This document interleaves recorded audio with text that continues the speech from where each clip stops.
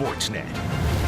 Presented by the 2018 Honda Civic Type R, like no Honda you've ever seen.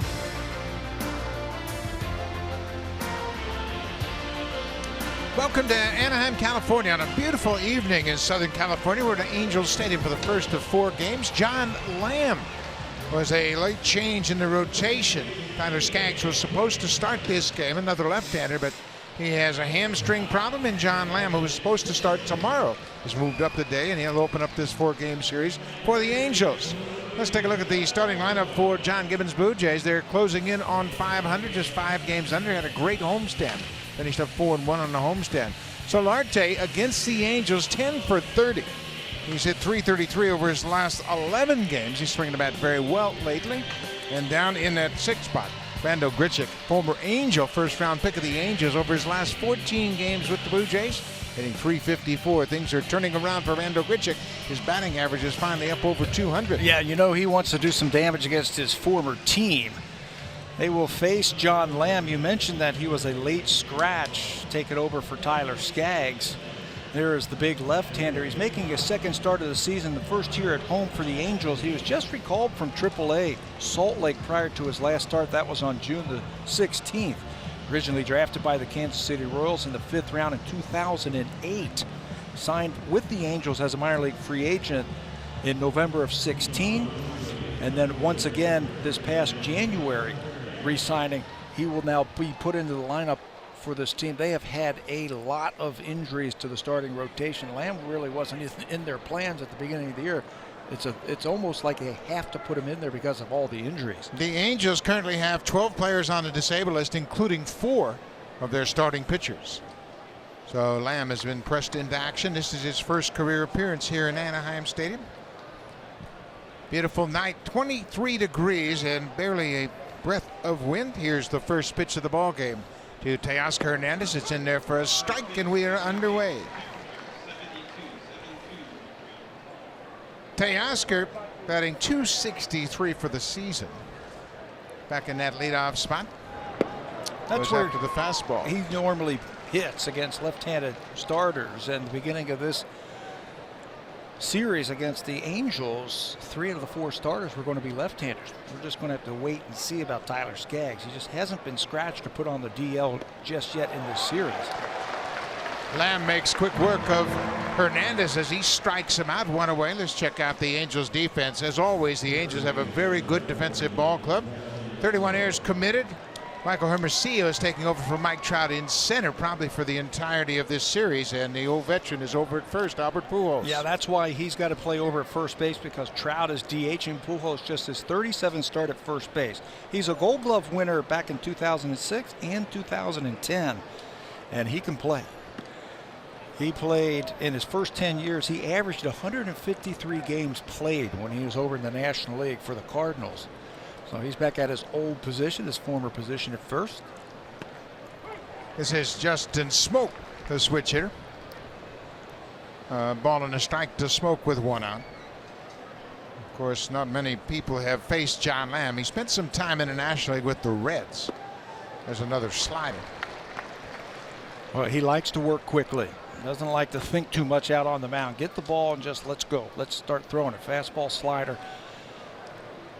That's what you'll get, a little change up in a cutter. But he likes to work quick, and he throws plenty of strikes. Off-speed pitch. Lamb thought it was in there for strike 3. Off the plate outside. It's 2 balls and 2 strikes. Smoke was 0 for 3 yesterday. Drills this one deep to left field, and this ball is foul. Smoke trying to give the Blue Jays an early lead, just pulled it a little bit foul down the left field line. It had the distance for sure. Lamb gave up a couple of home runs in his last start, his first start of the season up in Oakland. Didn't miss by much down the left field line. Tried to go back inside, and that slider went sideways instead of going down. A little hesitation from Lamb that time, and Smoke hits it in the air. Cole Calhoun, the right fielder, coming in. 2 quick outs for Lamb here. He started the season in AAA, made 13 starts with Salt Lake City. for his AAA career. He has had 82 games, a winning record, a decent earned run average. That's pitching in AAA for the most part. He's tall. He creates a lot of downward angle with his delivery. He stands 6'4", listed at 210 pounds. Got a very good windup. This is Yanirvis Solarte. He goes after the first pitch and bounces it foul outside of third. Luis Valbuena, the third baseman. Well, there's something you don't see very often. A foul ball returned to the pitcher. And kept in play. Here's something else you don't see very often, and you and I were noticing this in batting practice. John Lamb was out today shagging fly balls during batting practice when the Angels were hitting on the field. And changeup, and Solarte is in the hole quickly, 0-2. Yeah, he grew up about 20 minutes from this ballpark down in Laguna Hills and was drafted by the Royals out of Laguna Hills High School. So he knows all about this ballpark, and he's got a deeper tie to this Angels organization as well. Here's the 0-2 pitch. Fouled off. His grandfather, John Ramsey, was the longtime PA announcer for the Angels. He also was the PA announcer for the Dodgers, the Rams, the Raiders, the Lakers, and USC football. And you and I both recognize his voice. Oh, yeah. He was an iconic voice for a long time in all these sports venues here in Southern California. Another 0-2 pitch to Solarte. Off the end of the bat. Anderson Simmons at short. 3 up, 3 down. No problem for John Lamb. His first inning ever pitching here in Angels Stadium. 3 up, 3 down.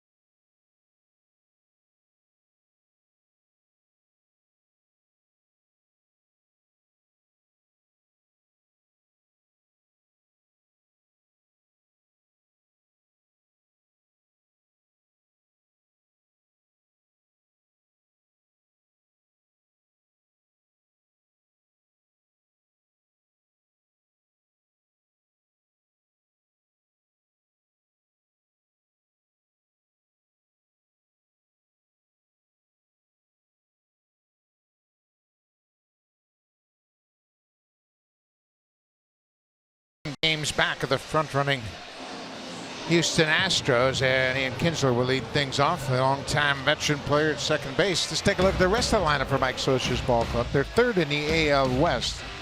Mike Trout is the DH. He's got an 8-game hit streak. Now look at these numbers. He's 16 for 23 with a double, 4 home runs, and 9 RBIs over his last 8 games. He has been on fire.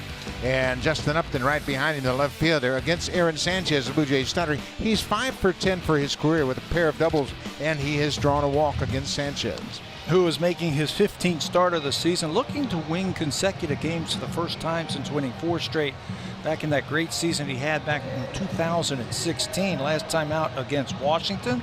6 innings, a season high tying 8 strikeouts, and also a season high in pitches in that game, 104. He had a great fastball working that day. Threw a nice little curveball and a changeup complementing that fastball, and that's a good start right there. First pitch strike with the fastball to Kinsler. Kinsler is just 1 for 12 against Sanchez. And of course, Kinsler spent a lot of time with the Detroit Tigers before coming here to Anaheim. Sanchez is a power pitcher. He's a fastball pitcher. His secondary pitches, curveball and his changeup, and that's what they should be, secondary pitches. He needs to establish his fastball. And he did in that start against Washington. He constantly used the 4-seam fastball. Now he's got the 2-seam that he can throw over at times, But that four-seam fastball, especially up in the strike zone, can be a very good pitch for him. Jam shot. Diaz from shortstop will throw on the run. Scooped out by Smoke over at first. Nice play on both ends. And here comes Mike Trout, who's having a terrific start to the month of June. Trout for the season batting .335, and his numbers are ridiculous this month. Yeah, look at those numbers. Those are Little League type numbers when you're hitting almost .450 for the month.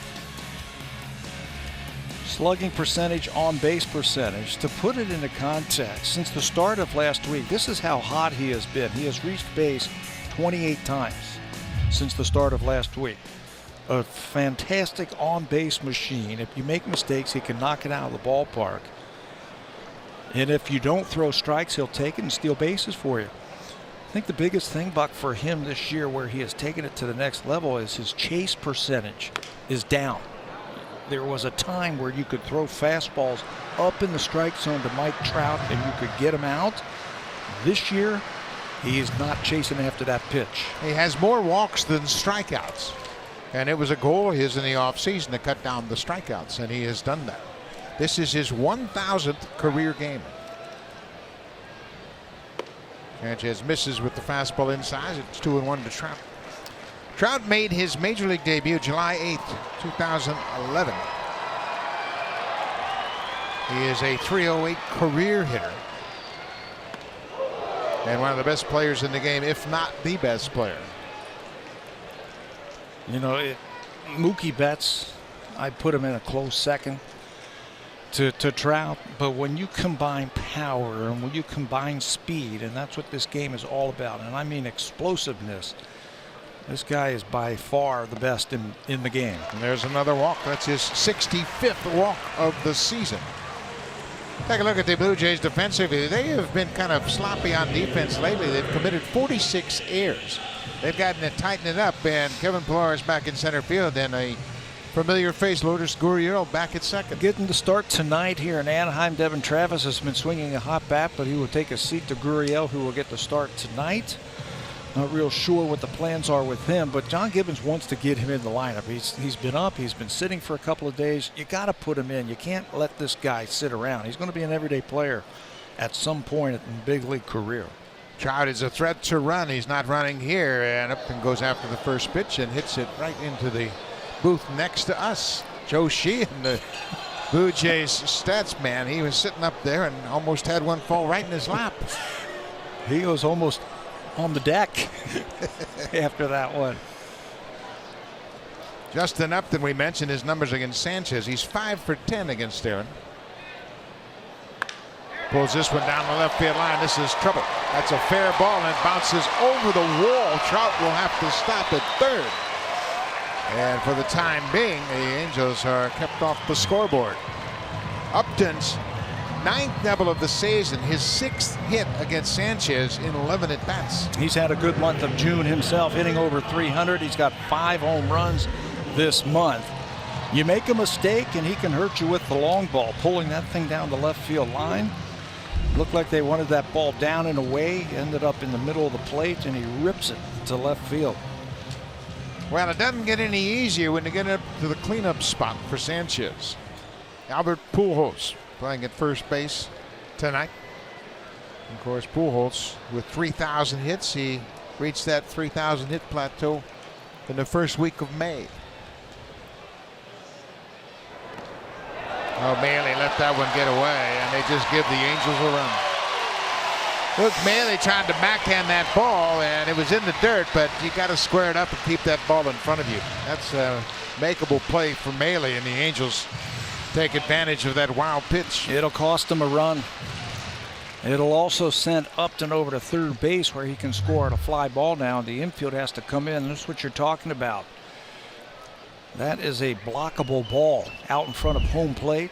You got to get down there and just block it with any part of your body. So now Pujols hitting with the infield drawn in. Ball down and away. Mentioned Aaron Sanchez making just his 2nd career appearance here in Anaheim. This is his first start. He's got family, friends here watching him, and you know he wants to do something special.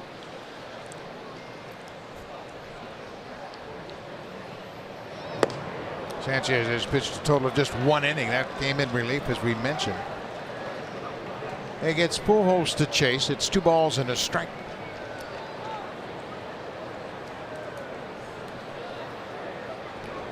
One to nothing, Angels.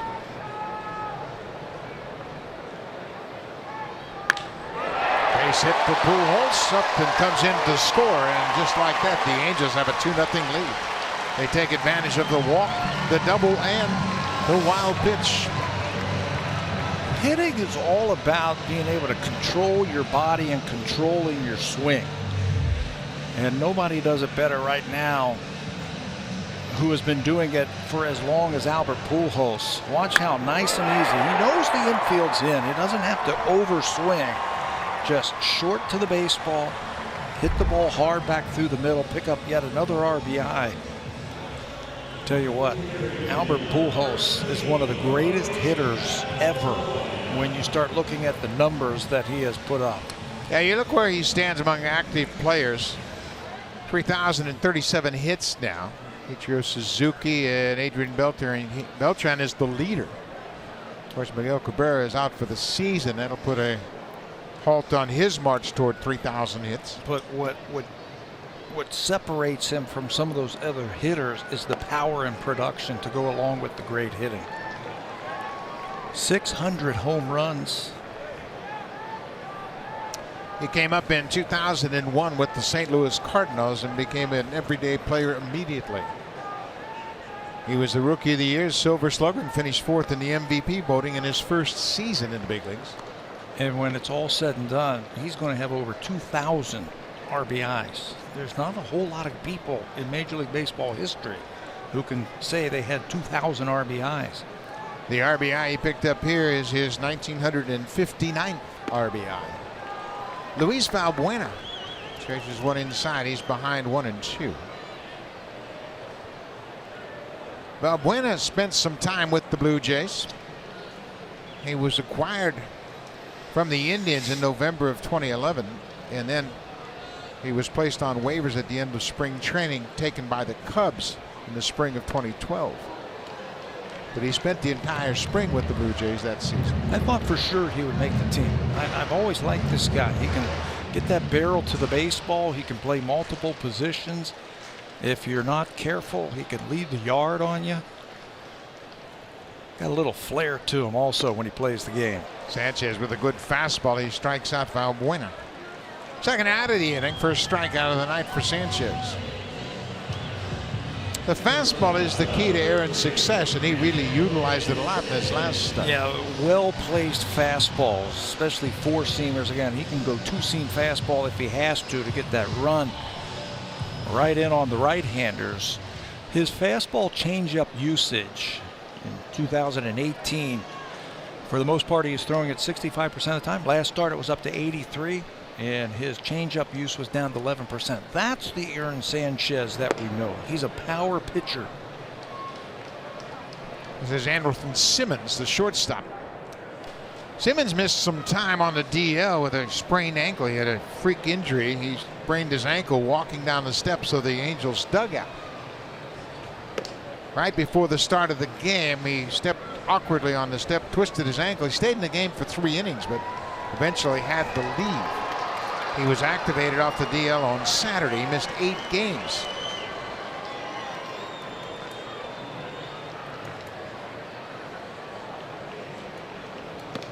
He is a tough customer to strike out. He rarely strikes out. He, like Trout, has more walks than strikeouts. And he's an aggressive hitter, too. Right now, Aaron hasn't thrown him a strike. He's an aggressive hitter, and I think that's what helps him to not strike out. Don't get the 2 strikes.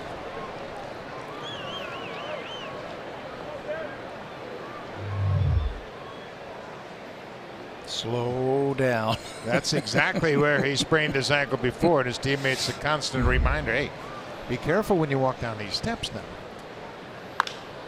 Popped up and playable.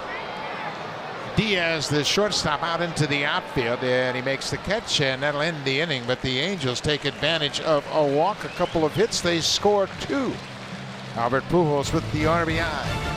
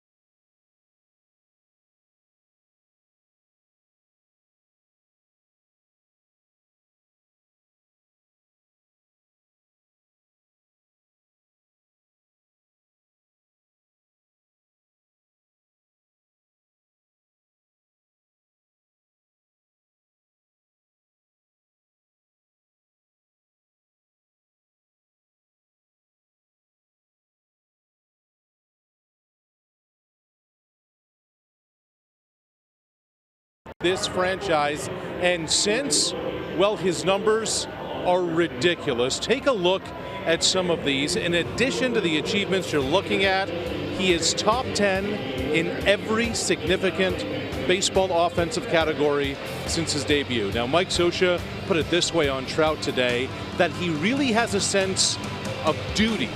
A duty to the game, a duty to his teammates and his talent, and what a gift that he has. And when you spend some time around here in this ballpark, the people around the Angels assure you it is not by accident that Buck Trout's work ethic is next level too.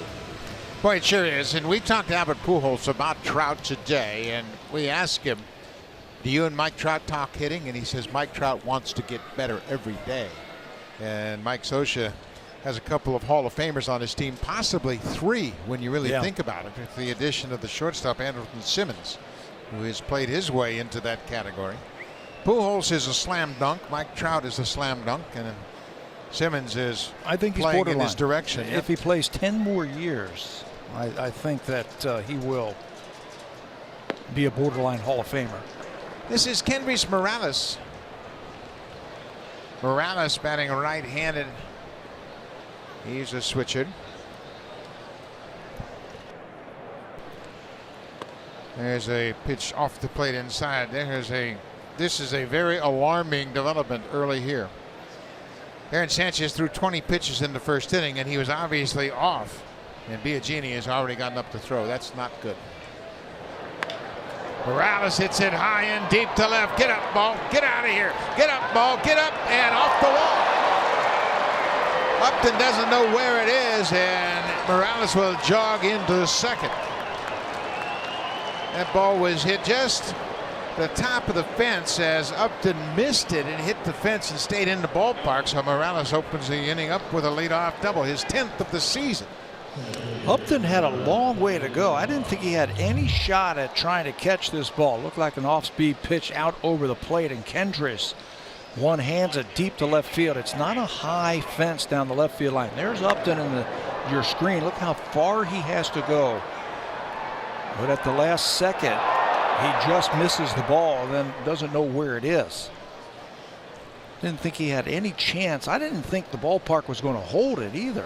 Yeah, I thought the ball was going out of the ballpark and it right up against the fence.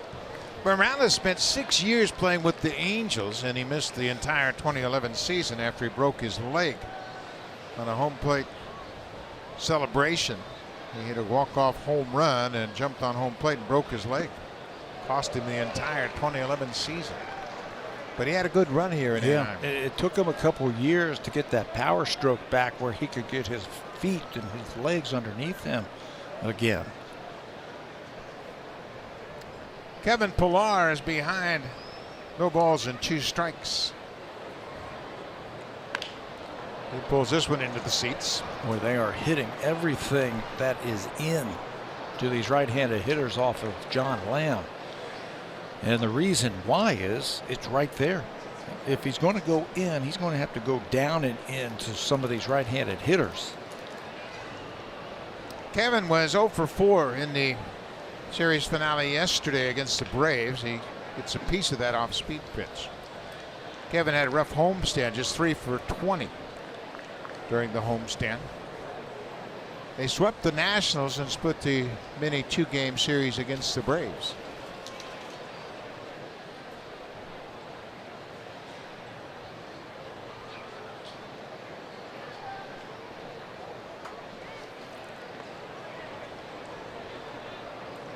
One ball, 2 strikes now to Pilar. They have to cash in on this leadoff double against Lamb. Lamb, as we mentioned, he's a strike thrower. Works quickly, throws plenty of strikes, but right now he's been missing some of his spots to these right-handers. It's like he really slows his body down when he's trying to take an off-speed pitch and take something off of it.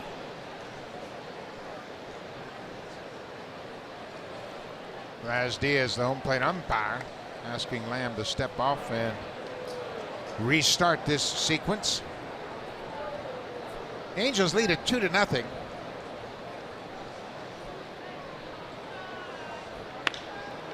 Pilar protects that outside corner.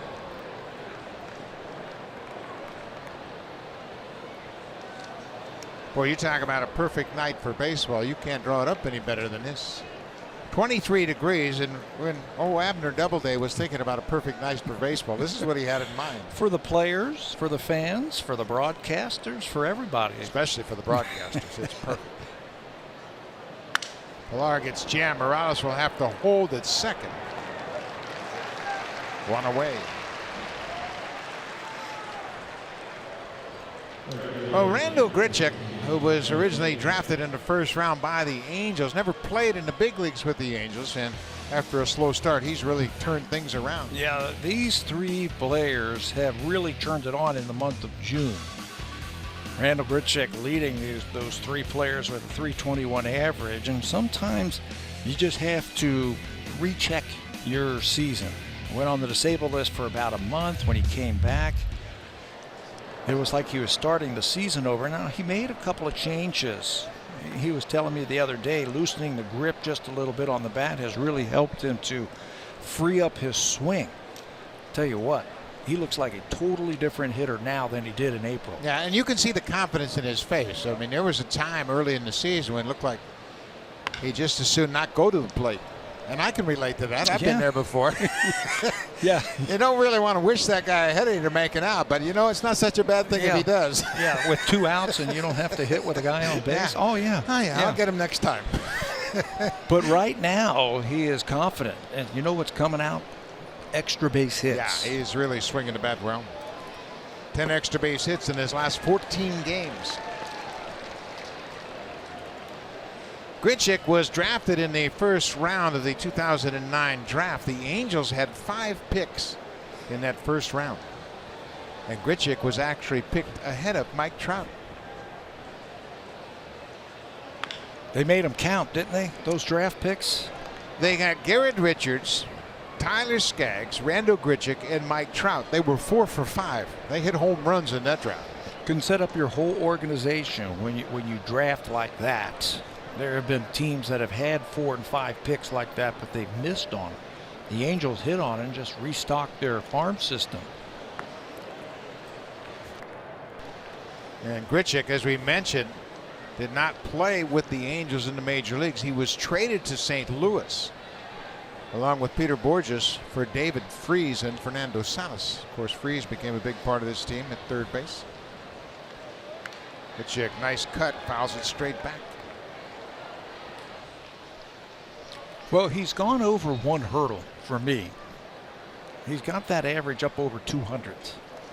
And you never want to look up there on that scoreboard and see that average start with a 1. Yeah, you got to get off the interstate. Yeah.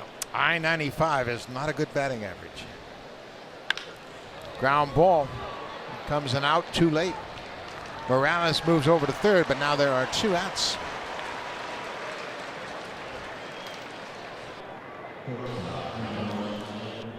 Aaron Sanchez started this game, but it looks like Joe Biagini is coming into the game.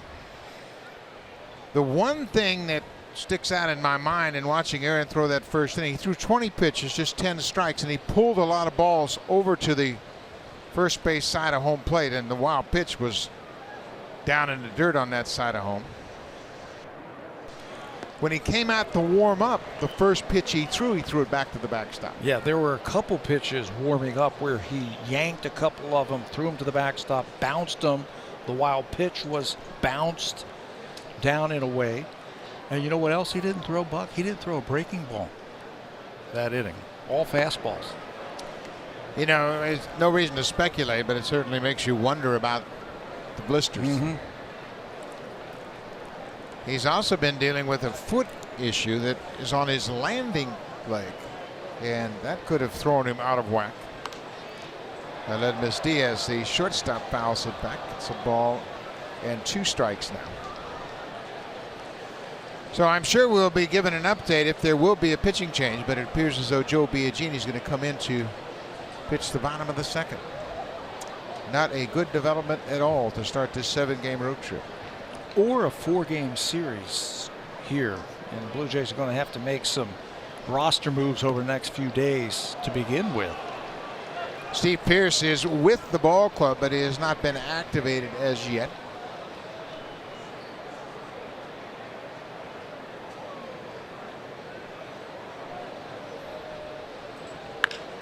It's going to get down for a hit. That's going to score Morales as Diaz is around first. He's headed for second. Aledmus Diaz is really swinging the bat well lately, and he picks up a big RBI with 2 outs to cut the Angels' lead in half. Lamb thought he had him struck out on the previous pitch, but you give a good major league hitter an extra swing and he's going to hurt you. Again, a pitch out and up over the plate. Not a good finishing pitch right there, and a good major leaguer is going to turn on that every single time. Splits the outfielders. That's his 17th RBI of the season. And his 9th double. He drives in Kendrys Morales, who hit a leadoff double to start the inning. Now Luke Maile, batting .241 on the season, takes a first pitch strike. Luke has been the Blue Jays' best hitter with runners in scoring position this season. Up to 18 RBIs in limited time. He's also hit .294 against lefty pitching. Takes that one off the plate inside.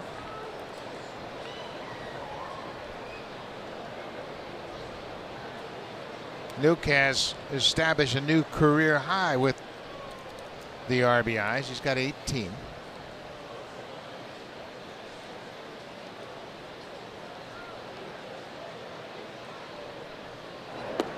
Another pitch off the plate inside. The Angels' rotation lately, over their last 9 games coming into this game tonight, 1-4. ERA over 5.5 runs per game, and tonight's scheduled starter, Tyler Skaggs, had picked up the only win in those last 9 starts. There's strike 2. If they had the starting pitching to go along with the hitting and the defense, they'd be better than just 4 games over 500. As we mentioned, they have 4 of their starters on the disabled list, including that man right there, yeah, Shohei Ohtani. That's a big loss right there. Maile strikes out. The Blue Jays will leave a base runner on, but they score a run on 2 doubles. Aledmus Diaz picks up a 2-out RBI double. His 17th RBI of the season. It's 2-1 Angels, and Joe Biagini is coming in to take over for Aaron Sanchez.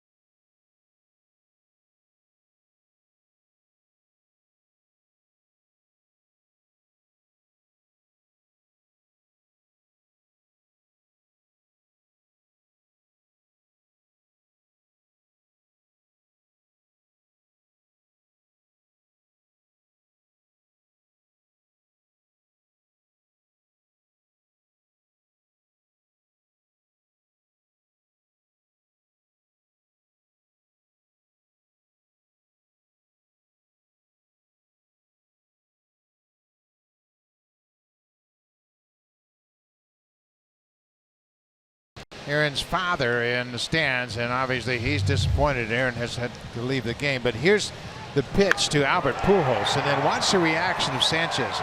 He looks again at his pitching finger and then wipes it against his jersey. It's the only thing we have seen that indicates any kind of situation, but he is out of the game after just 1 inning. And Joe Biagini is in, and that's the manager, John Gibbons, trying to figure out the pitching to get through the rest of this ball game, the first of a 4-game series. Yeah, you never want to see your starter go out in a 4-game series, go out in the first inning, because you've got a lot of innings to cover. That's why Joe Biagini's here, a long man out of that bullpen. Biagini's been in 14 games this year. He hasn't won a game yet. He's got that ERA at 7.89. His last appearance was an inning and a third against Atlanta. Seemed to be better in that start, or that appearance against Atlanta. Cutter, curveball, fastball. He's going to have to throw a lot of strikes because the Blue Jays need a lot of innings out of him tonight. You saw Dane Johnson on the bench in the Blue Jays dugout as Pete Walker is not with the team. This is Cole Calhoun, the right fielder. He's had a terrible start to his season, just fresh off the disabled list. He goes after the first pitch and hits it high in the air to left. Hernandez is there. 1 pitch, 1 out for Biagini. Notice what Joe is doing now. Since he has transitioned back into the bullpen, he is in that stretch position. When they made him a starter last year, he had to go down to AAA and learn to pitch out of the windup again, like he did when he was down in the minor leagues. They have moved him back into the bullpen, and this is where he had his most success as a major league pitcher. Pitching out of the bullpen, giving them 3 innings if they can, 1 time through the lineup, but pitching out of the stretch. Says it really helps him to control his body just a little bit more so he can throw strikes. When he gets in a role pitching out of the bullpen, he can throw a lot of strikes. This is Martin Maldonado, the catcher for the Angels. He takes a strike. I think that's the whole key for Joe, throwing strikes, throwing quality strikes, and getting his off-speed pitch over the cutter and the curveball. There's the cutter that misses away. This is the 9th appearance Joe has made this month. Hitters have hit .357 against him, and that reflects the fact that he's just pitching behind too much. I think if he can be aggressive early in the count with his fastball, get ahead and then finish him off. Too many times he's fallen behind, or when he gets ahead, let's say he's ahead 0-2, the next thing you know it's 3-2. You can't put him away, and they're long at bats, a lot of pitches, and they can't get him through. Just use your fastball, keep it down. This is an aggressive swinging team, the Angels. They don't go up there looking for walks or working the count like, let's say, the Boston Red Sox or the New York Yankees. They are up there swinging, so use your fastball early. There are a lot of strikeouts in this lineup. If you give yourself a chance to strike him out, Maldonado, the catcher, has struck out 52 times this season.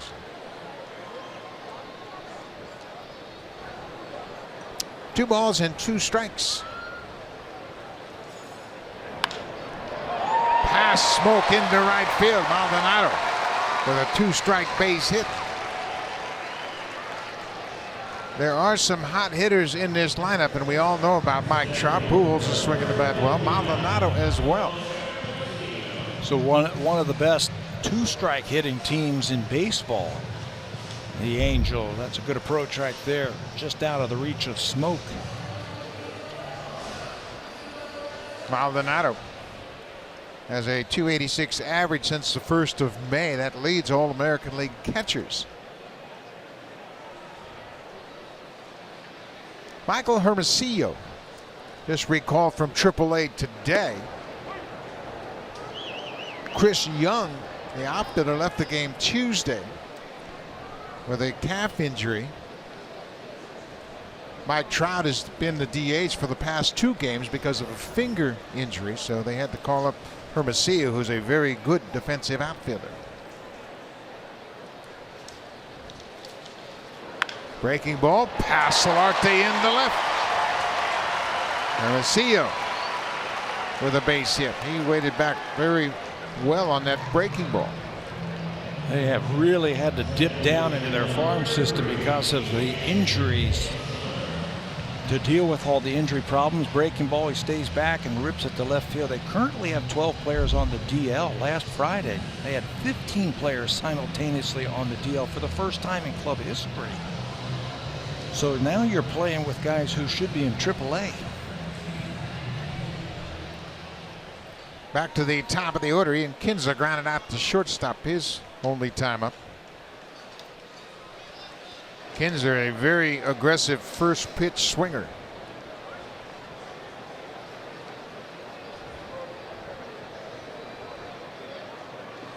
Ball in the dirt, blocked by Maley.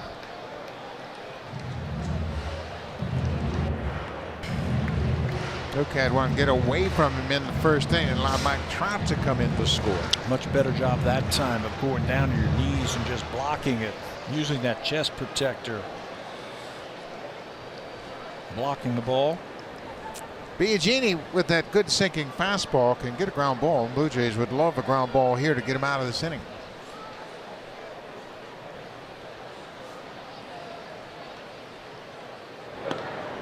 Outside. 2-0.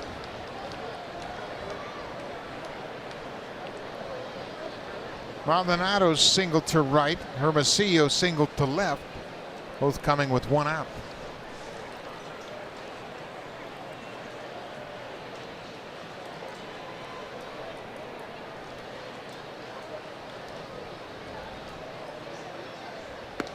There's a strike.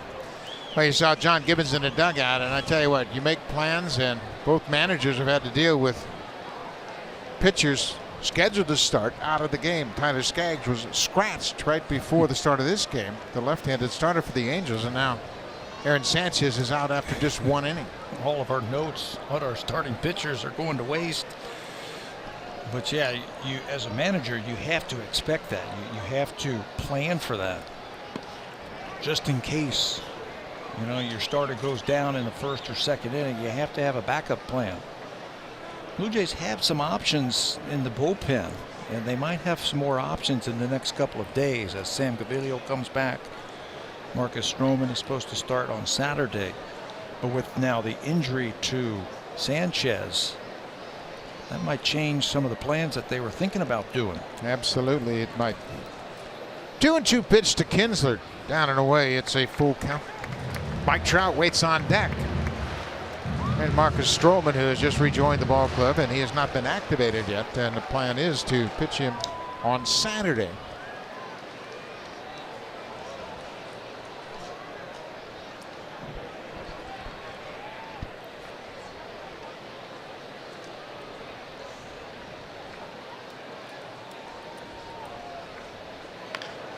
Kinsler fouls it off. Biagini's got good movement, and I think more than anything, and you, I don't know what you think about it, but I think Joe needs to have a couple of good outings to get his confidence back. It's been a tough stretch for him. Transitioning from the bullpen to the rotation last year, mid-season in the big leagues, that was tough. Remember when Ryan Tepera came in and threw 3 innings in an extra inning game? One of them was here. And then had to do it again soon. I think that got him over the hump. I would love to see that happen to Biagini. Get out there and just fill up the strike zone with good pitches. Well, there's a good pitch, a big strikeout for Biagini. He gets Kinsler to swing and miss that inside fastball. So Mike Trout will come to the plate. He walked and scored the first run of this ball game. Home runs through 74 games in franchise history, and Albert Pujols tied with 23, one more than Troy Gloss. Leon Wagner, Big Daddy Wags, back in '62 had 21 home runs. Mo Vaughn, you forget Mo Vaughn played here with the Angels. He too had 21 home runs through 74 games to start the season. We mentioned that this is Trout's 1,000th major league game. And you think of him as a great hitter, you think of him as a great player, do you think of him as a great home run hitter? Well, when you compare Trout's 1,000 games to Barry Bonds' 1,000 games, his first 1,000 games, and Bonds is the all-time home run hitter. Mike Trout actually has more home runs at this point of his career than Barry Bonds did at his. Bonds had 172 home runs in his first 1,000 games. Trout has 224. Ground ball. This could get him out of it. That it does. So Arte steps on the bag. Mike Trout hits into a force out, and Joe Biagini strands a couple of base runners. Good job by Biagini to get out of it. We'll go to the third. The Angels have a 2-1 lead.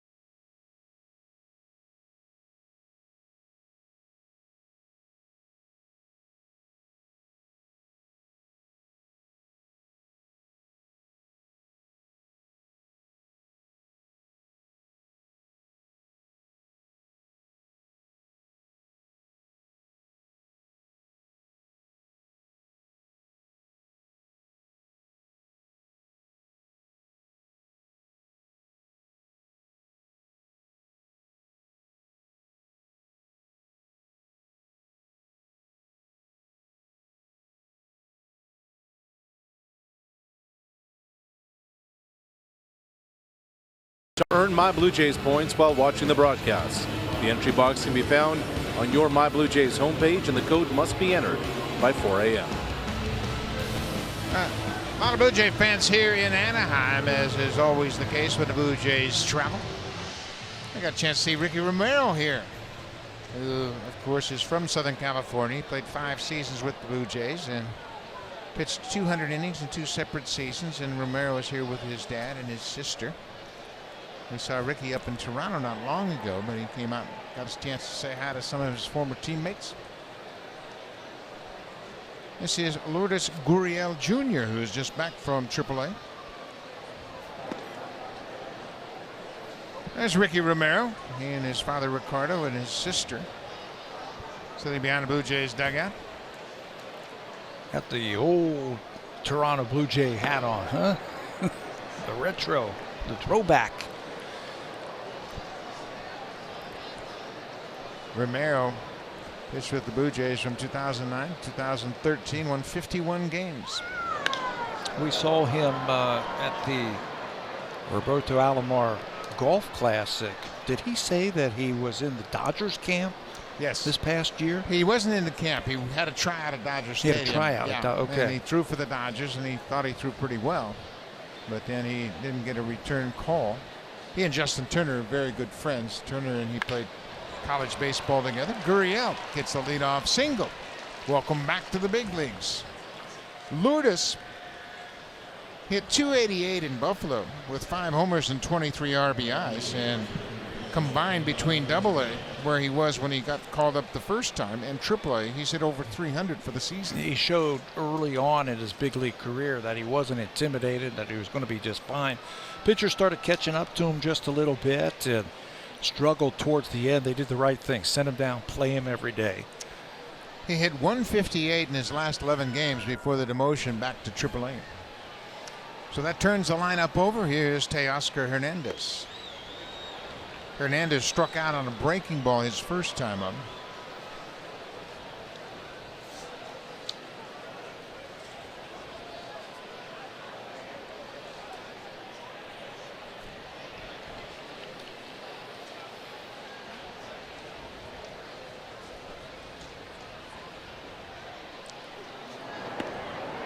Just off the plate outside. Teoscar's batting .263, but he has held his own in the slugging percentage department. Mike Trout and Mookie Betts, as Pat mentioned, two of the best hitters in the game. First and second, but Teoscar's, he's in the top 10. In the top 10, so you got to love that, what you see from him. The pitchers are starting to adjust to him also. I think the whole key for Teoscar is be ready to hit the fastball, and he's done that this month. In the month of June, he's hit .353 against the fastball. But when they started spinning it, he's hitting under 100. So the key to that is before you get to 2 strikes when they might throw you a breaking ball, don't miss the fastball. Don't miss the fastball. They've also started to go inside, outside against him. And what he's going to have to learn to do is get a feel for what pitchers are trying to do to him. He's been turning on that ball on the inside part of the plate where he has had problems when the pitchers start to go away. So he's going to let that ball have to track just a little bit deeper before he starts his swing. Hammers that ball into the seats, foul. After striking out in the first inning, Teoscar has now struck out in his last 4 plate appearances. Finished up 0 for 4 in the game yesterday against Atlanta and struck out in his last 3 trips to the plate. Had a pretty good homestand. He hit .294 overall in the homestand with a pair of doubles, a home run, and an RBI.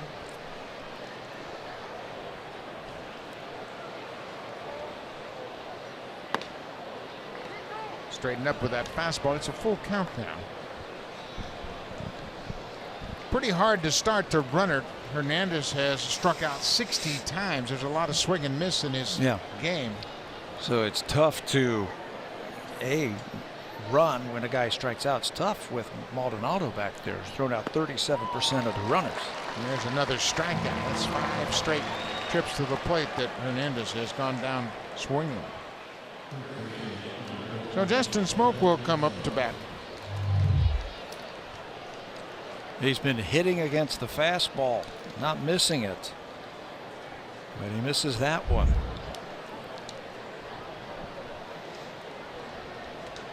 Justin flying out to right field. His only timer. First pitch changeup missed up and away. This is a good inner defense by the Los Angeles Angels. Simmons at shortstop. He's a Gold Glover. He can get anything hit to him. They've turned 77 double plays already this season. This ball is hit into the gap, and it's going to get down and hit at the base of the wall. Hermosillo drops it, and they're waving Gurriel around third, and there'll be no throw. Justin Smoak, an RBI double, and the Blue Jays have tied it up. That's the 3rd double the Jays have hit off of Lamb as Gurriel comes in to score. They catch a little bit of a break also when the ball came off that wall. Funny.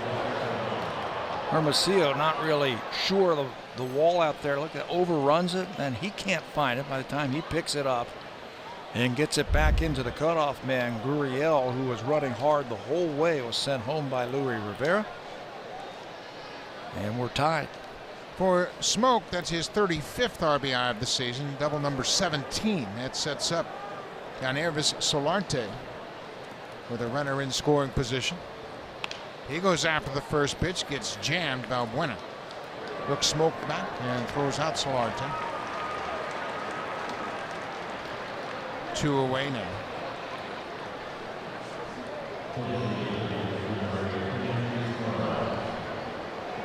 So Kendrys Morales, who had a birthday yesterday, will step to the plate with a chance to give the Blue Jays the lead. He had a double and scored in the second.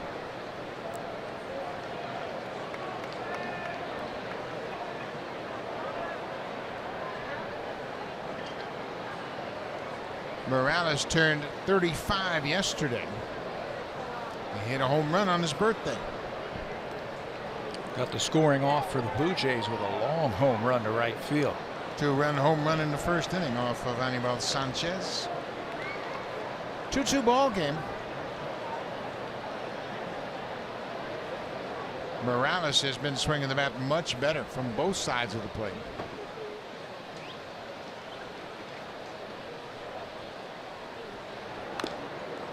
Got a good hack at that pitch. Morales coming into this game over his last 12 games has hit .372 with 4 doubles and a pair of home runs. That's a little bit more like it. Yeah, and like Randall Grichuk and some of the other ones, Devin Travis, who got off to rough starts for the Blue Jays this year. You knew it was just a matter of time before they would get their timing at the plate and the base hits would start to come. One thing that the manager has done a good job, Gibby has shown a lot of confidence in his veteran players. He has really stuck with them. He has said on many occasions, he said, you know, I just look at the back of the baseball card and I see that they have done stuff at the major league level. It's just a matter of time before they start to produce. And Kendrick is producing right now for the Jays. Got a good cut at that ball and pulls it foul. Morales for his career is a .268 hitter. He had his best season for the Angels in 2009. He hit 34 home runs and drove in 108 while hitting .306.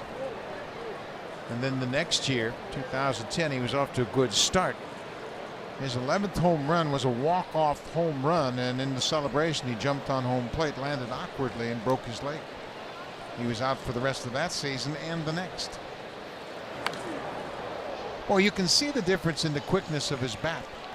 Early on, he wouldn't get to that ball, but he's able to wait, let the ball travel, and still is quick enough to put the bat on the ball. He's a better hitter from the right side, I think. Average-wise, batting average-wise, he has a little bit more power from the left-hand side. This is his natural side. It's a good take right there. It's good hitting speed for him. This guy, this pitcher, he looks very comfortable at the plate. Kevin Pillar waits on deck. Full count to Morales. Smokes at second with 2 outs.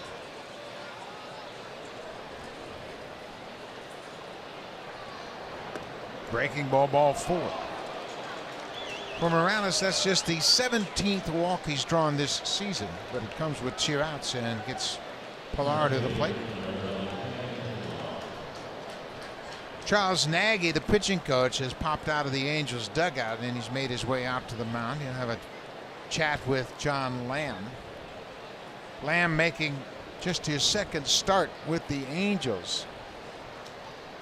Retired the side in order in the 1st through just 13 pitches, 11 strikes in that 1st inning.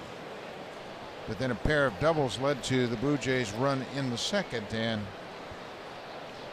they have an RBI double by Smoke to tie it up here in the 3rd. I think the message here is you can't pitch away from contact. You got to be a little bit more aggressive and go after the hitters.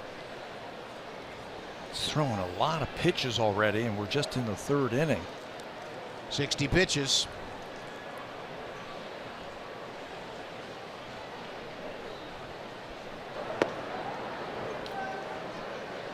Well, Kevin Pillar, he tapped back to the mound in the 2nd inning. Got jammed with 2 strikes.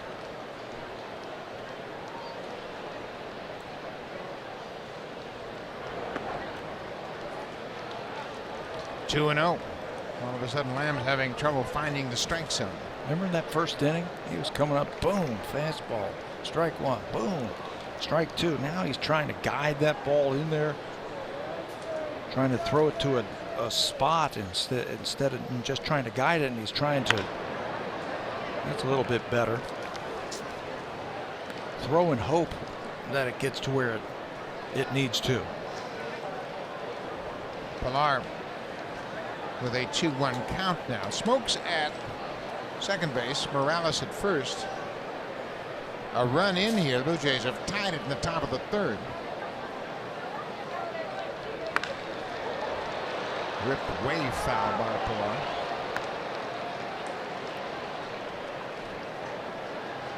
Kevin, also a native of Southern California, grew up in the San Fernando Valley.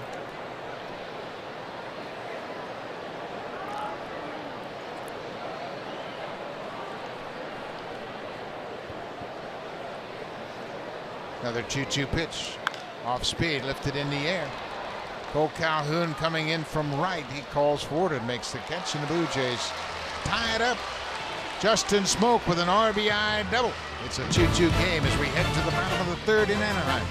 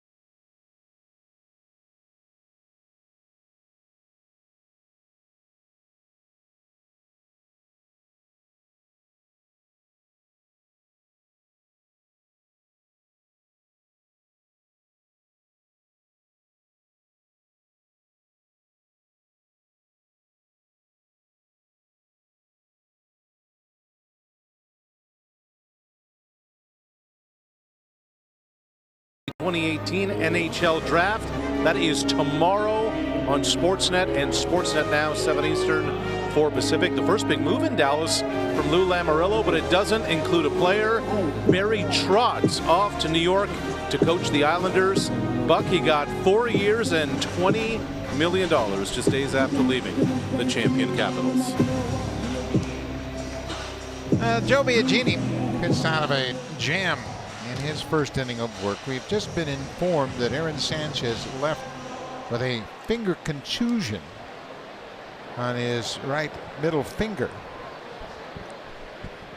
Index finger, excuse me, and they said they're going to take x-rays, so not sure what happened. X-rays have been taken and the x-rays are negative, but that's very unusual, so hopefully we'll find out more about that. This is Justin Upton, who doubled off of Sanchez in the first inning, came in to score the second Angels run.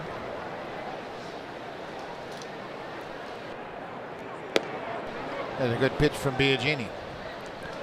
Joe stranded a pair of base runners in the second inning.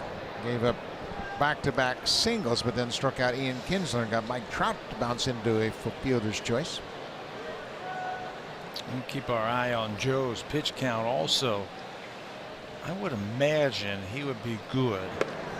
There's a good two-seamer, but it's off the plate. Because he was stretched out a little bit as a starter and he made few starts, you could probably get him up to 60 or 70 pitches tonight.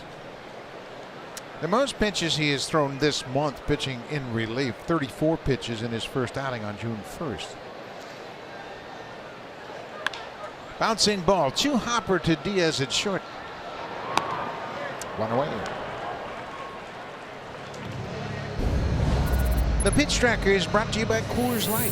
Coors Light MLB cans available now, featuring the Red Sox, Jays, Yankees, Cubs, Mariners, and Expos. Pretty cool to see the Expo logo displayed on that Coors Light can.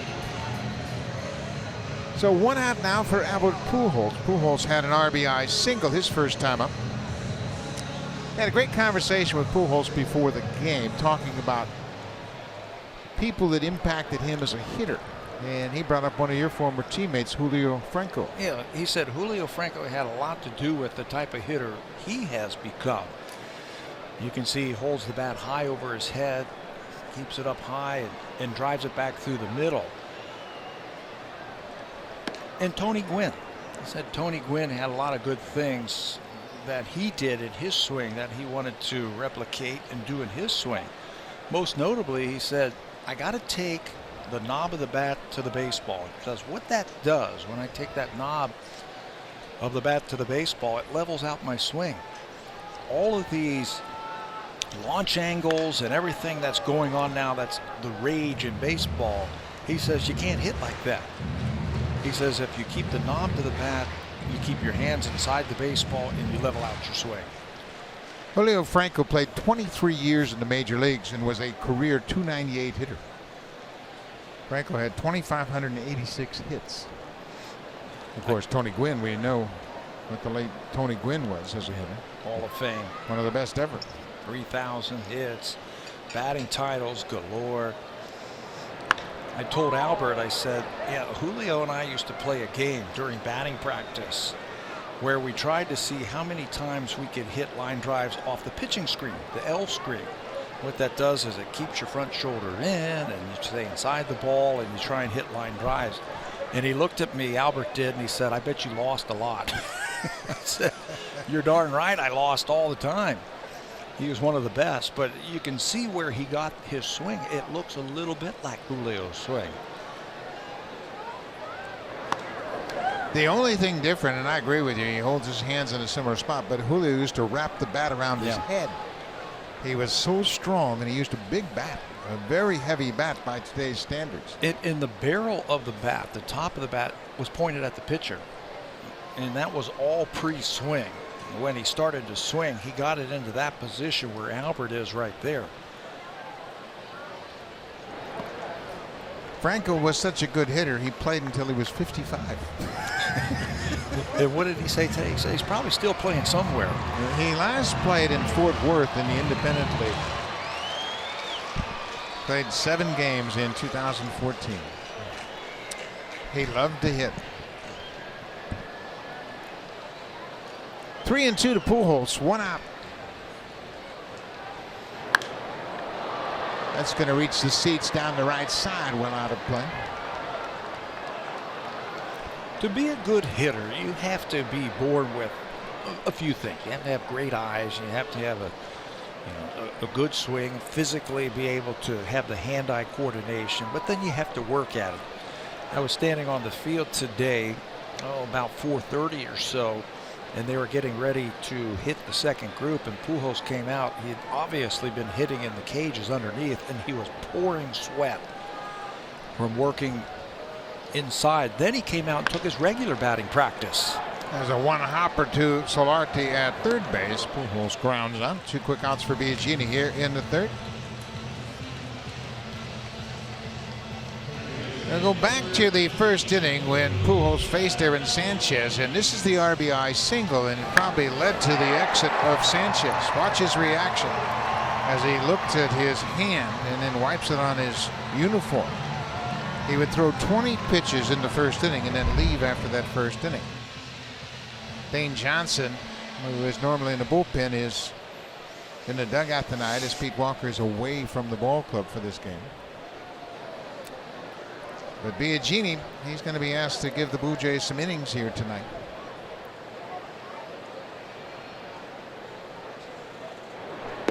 Luis Valbuena. He struck out on a fastball against Sanchez his first time up.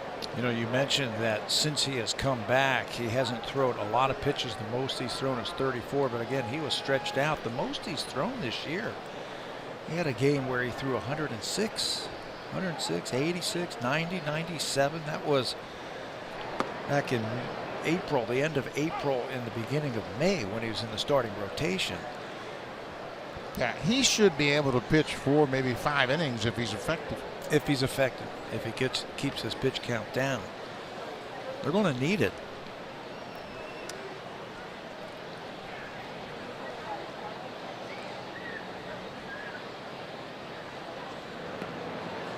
Good off-speed pitch by Bueno, way out in front. We mentioned that Biagini, obviously, given the rough season he has had to this point, in need of a good outing. And boy, he put up a few zeros tonight. That'll do wonders in boosting his confidence and getting back on track where he needs to be.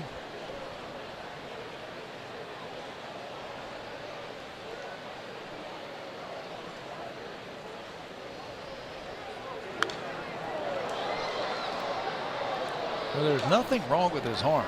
That fastball, 94 miles an hour. He's got good stuff. He just needs to refine it, throw it in the strike zone a little bit more consistently, and he can get outs.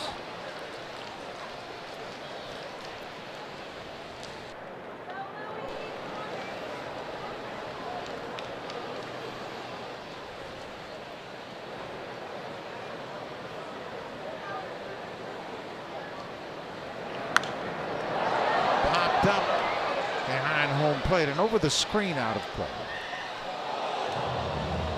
Now time for that big curveball.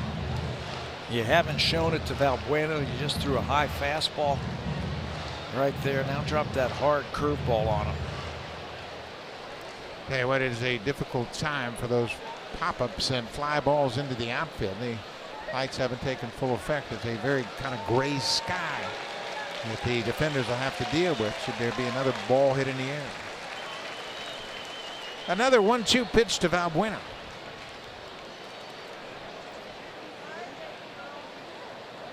There's the curveball. Did it go?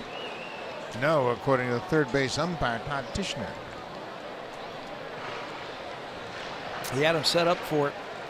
He wanted to offer at it, but it just bounced too far out in front of home plate. Now Bueno holds up. Get that one a little closer, and I guarantee you he'd swing at it.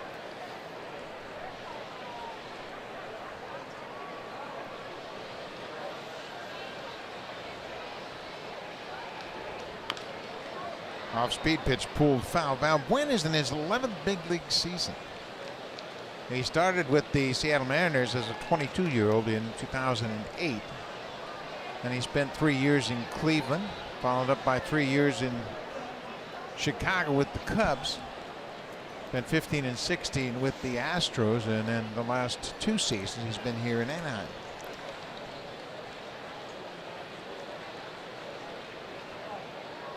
He had 25 home runs for the Astros in 2015. As a part-time player. Goes after that high fastball and strikes out for a second time. Joe Biagini, 3 up, 3 down in the third. We'll go to the fourth. It's a 2-2 game. Grichuk, Diaz, and Maile for the Blue Jays.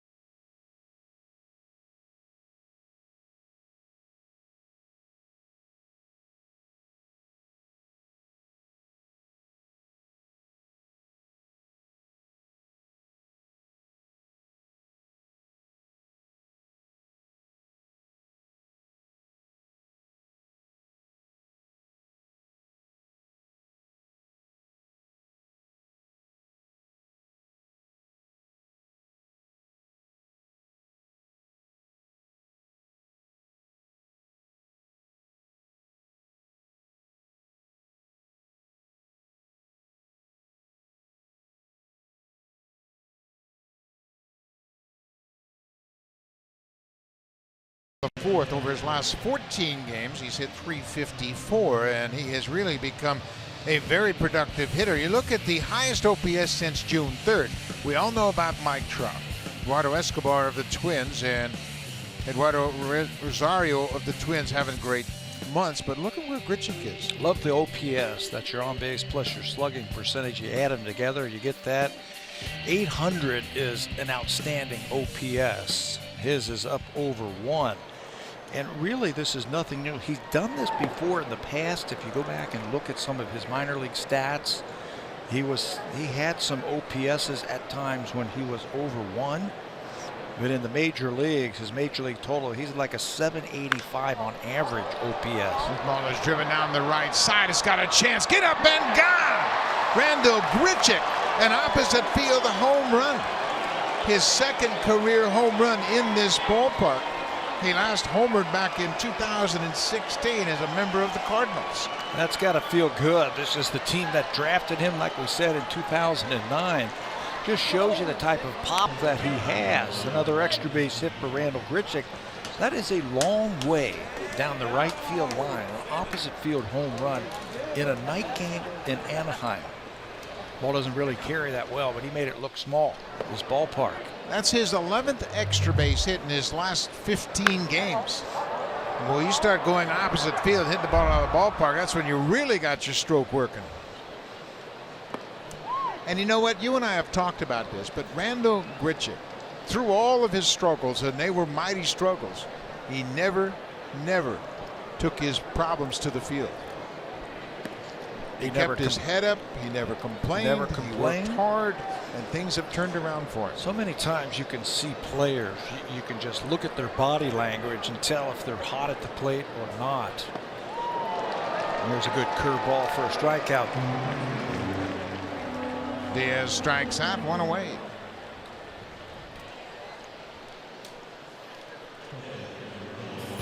Check out the Beauty Tone Paint event on now through July 3rd, only at Home Hardware. Here's how.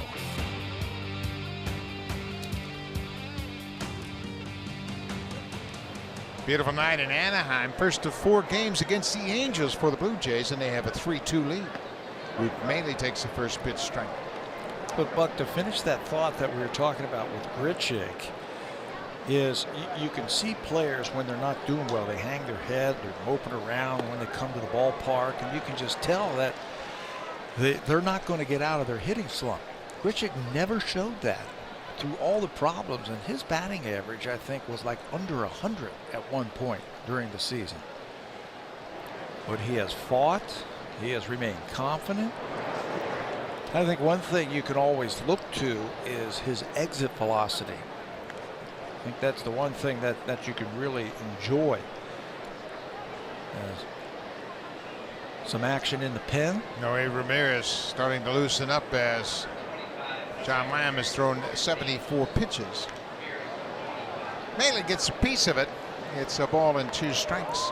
You know, you mentioned players getting down, and no matter if their team wins and they're worried about themselves. We used to have a dog in Kansas City, a white toy dog we painted like a Dalmatian. There's a nice swing for Maile as that drops in center field for a base hit. So the dog we named Spot. And if the guy was hanging his head feeling bad for himself, we used to hang the dog in the guy's locker because Spotty got ran over. And the team, you did it because you said, hey, yeah, let's go. Get your head up. Yeah. You know, there's a lot of baseball to be played, and you can't go moping around, drop your dauber like that. No, keep your head up. You got a lot of at-bats. So Maile with a 1-out singles at first base for Gurriel, who singled in his first at-bat. Gurriel scored on the Smoke RBI double in the 3rd.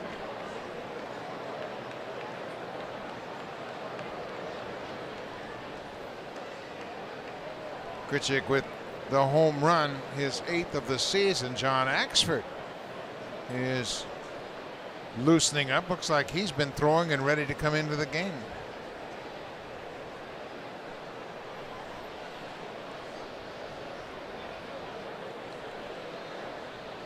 Blue Jays with a 3-2 lead, and Mike Scioscia is going to make a pitching change. The trip to the mound by Maldonado was just to buy some time for Noe Ramirez. Gurriel singled off of Lamb last time, and there's the call to the bullpen.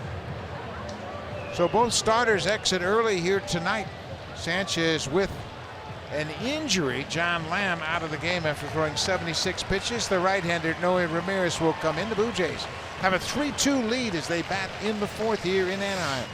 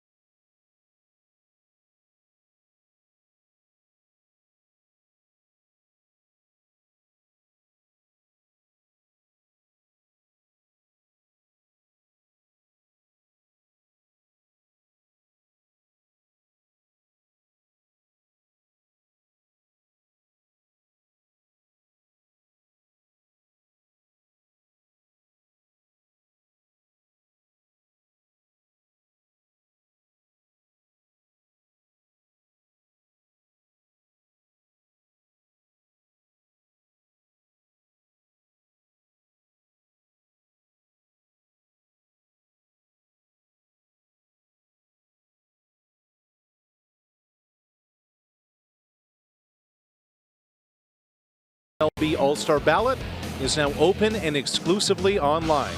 You can vote for your favorite Toronto Blue Jays at bluejays.com/vote and catch all the excitement of the 89th MLB All-Star Game presented by MasterCard on July 17th.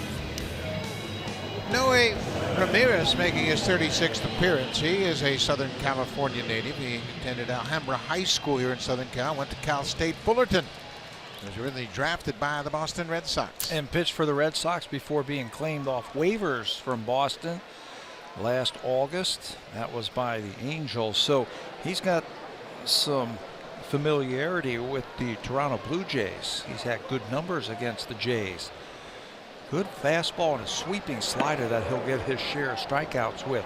He's had 15 strikeouts in 11 2/3 innings against the Jays in his career. This is his third appearance against the Blue Jays this season. They've managed just one hit in 2 1/3 against Ramirez. Gurriel. Breaking ball. He had a nice cut up, but fouls it straight back. He stayed on that breaking ball. He didn't commit. He kept his hands back, kept that front side shut, closed off, and tell you what, you throw another one like that and he sees it a little bit better, you want to hit it hard somewhere.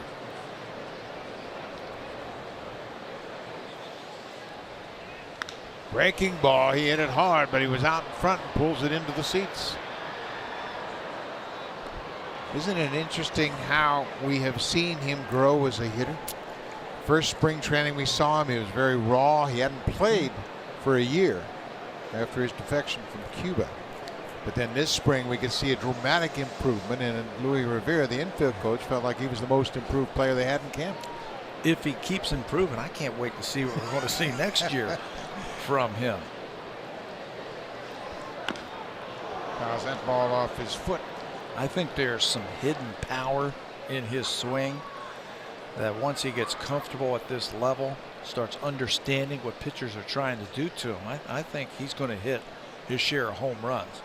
Gurriel is 24. He'll turn 25 on the 19th of October. Of course, his older brother, Yuli Gurriel, is a terrific hitter for the Houston Astros.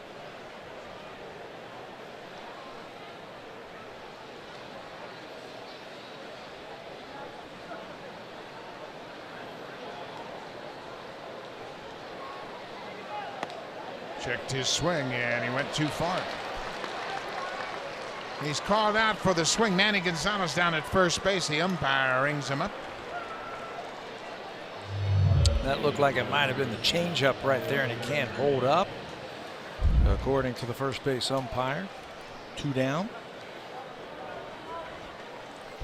Back to the top of the order. Teoscar Hernandez has struck out both times. He's come to the plate tonight.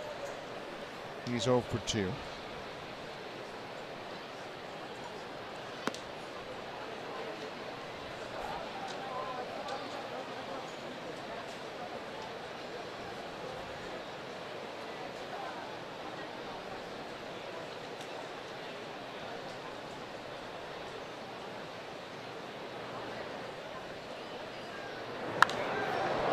High in the air, popped up behind home plate. Maldonado is on the warning track. He makes the catch, and that'll end the inning. Noe Ramirez comes out of the bullpen and gets a strikeout and a pop-up. But Randall Grichuk gives the Blue Jays the lead.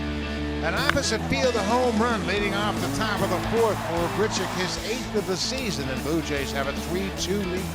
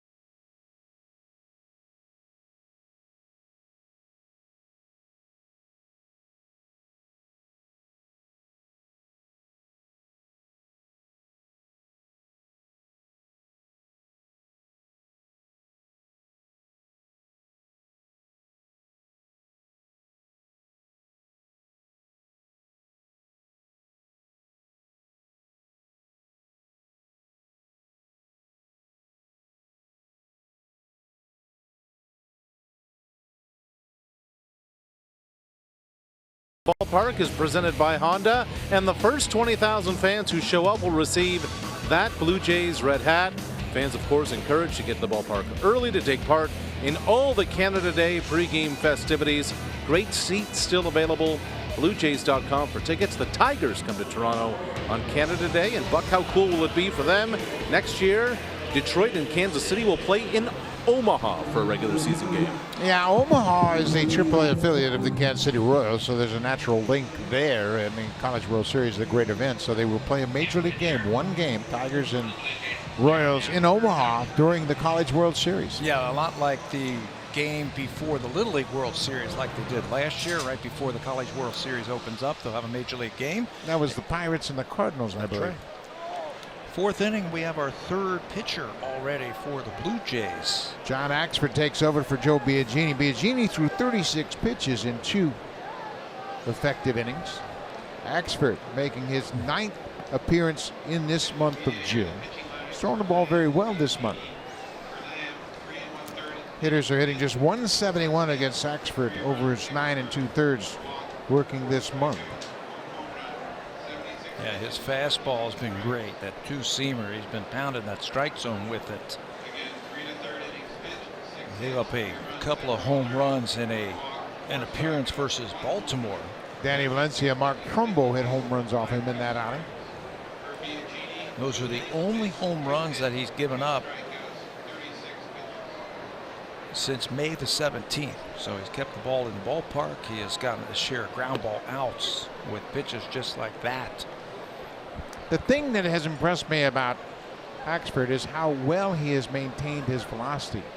I mean, he's been 95, 96 since the first day of spring training, and he hasn't lost a tick off his heater. Simmons drops down a bunt, and it's a beauty. Anderson Simmons has been scuffling since coming off the disabled list, so he saw Solarte back at third base and he drops down a bunt. Boy, execution of a drag bunt. How perfect was that? I was talking to Alfredo Griffin before the game today, and we were talking about doing all the little things that it takes in baseball to win games. Hit the ball the other way, sacrifice when you have to, and drop down bunts like this. Look at this. Get the bat head out, get it down, and you are rewarded with an infield hit. That's how you play the game. Solarte, that's everything he could do, but no chance to get Simmons, who leads off the fourth with a bunt hit. Anderson Simmons played 4 seasons with the Braves, and they made a determination that he wasn't going to hit, so they traded him. All he's done since he's come to Anaheim is hit. He's hit 285 coming in this game as a member of the Angels. He started tonight hitting 312. And prior to going on the disabled list, he was one of the best hitters in the league. Yeah, and then you add in the glove. And they gave him up. They ended up getting a starting pitcher, Sean Newcomb, in return in part of that. Simmons, one of the best fielding shortstops in baseball. Cole Calhoun takes one close inside for a ball. Simmons is a 3-time Gold Glover, and he also won the Platinum Glove, which acknowledges the best defensive player in his respective league. Ball and a strike on the right fielder, Cole Calhoun. He flied out the left field his only time up.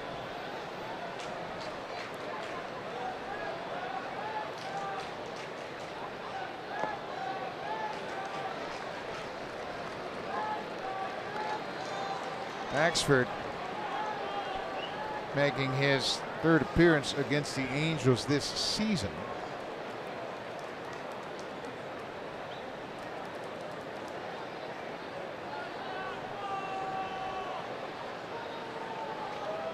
Two balls and a strike to Calhoun with Simmons at first.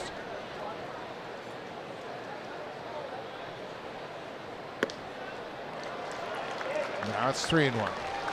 Angels have always been one of the better teams in baseball going first to third.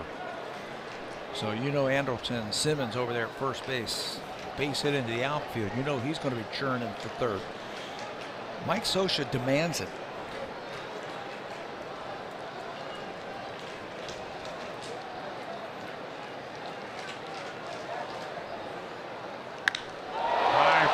ball deep to center field. Pilar up the track, at the wall, jumps, and it's off the wall, stays in the ballpark.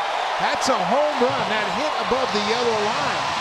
And Cole Calhoun, it's his third home run of the season.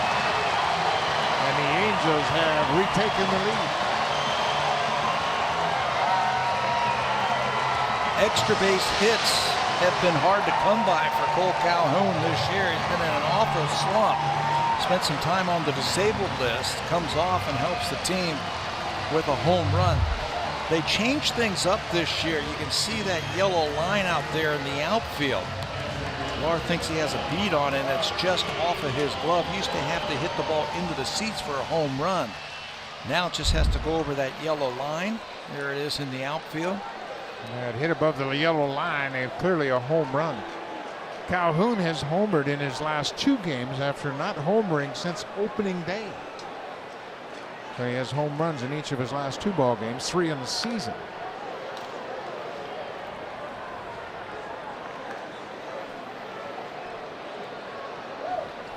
Now you talk about Simmons needing to get on base. He drops down a perfect bunt and sets the table for Calhoun's 2-run home run. Who says the bunt is dead in baseball? It's still a big part if you want to try and score runs. Good players can do everything. Steal bases, bunt for base hits, hit the ball out of the ballpark, and play good defense.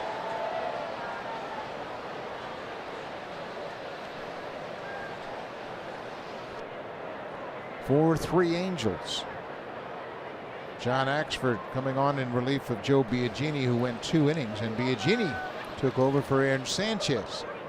Sanchez left with an injury after 1 inning. With a finger issue. A contusion in his right index finger. Well, he just didn't look right from the first warm-up pitch tonight.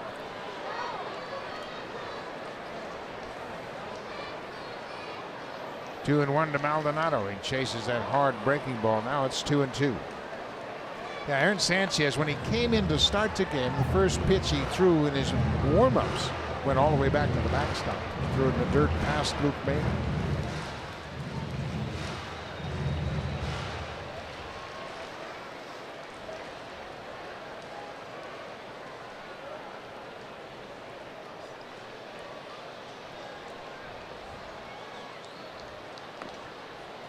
Full count.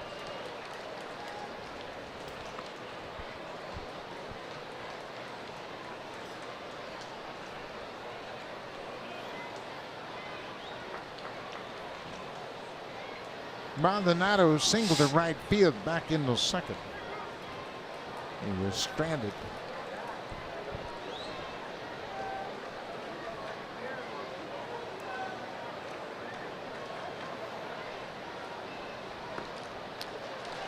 He draws the walk.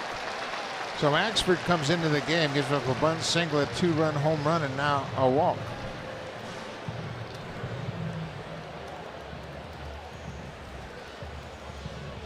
And now a message from Jurassic World, Fallen Kingdom.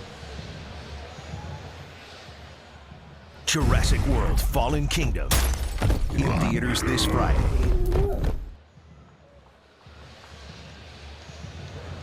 Dane Johnson out to have a chat with John Axford. He's faced 3 batters and has given up a single, a home run, and a walk.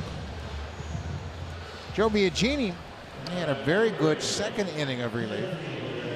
3 up, 3 down. He got Upton, Pujols, and Valbuena in order.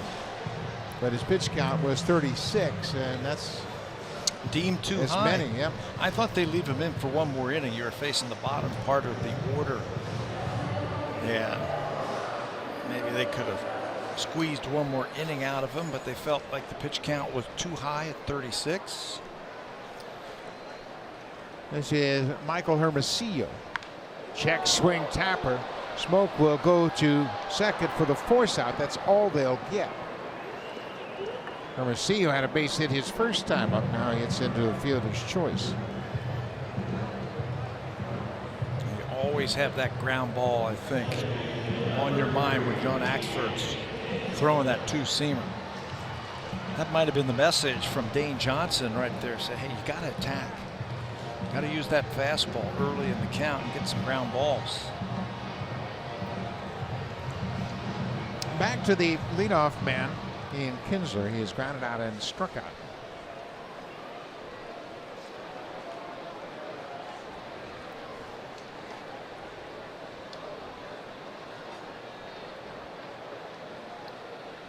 Big lead at first base. Hermosillo was not running, but he's got good speed. He had a total of 35 stolen bases last year at 3 different levels in the minor leagues. He was a former top football prospect in Illinois, but the Angels convinced him to take the baseball route. He looks like he wants to run. There's a strike. 0-2.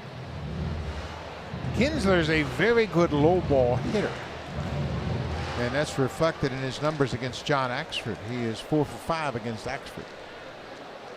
Got to pound him in, I think. In and up.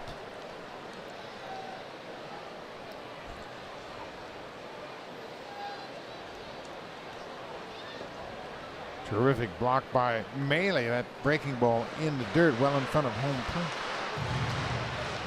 So the Angels, with 2 in the first, now here 2 in the bottom of the 4th, have a 4-3 lead. The hits are even at 6 apiece. Anticipate that breaking ball, and he actually catches that on a hop. Keep that double play opportunity.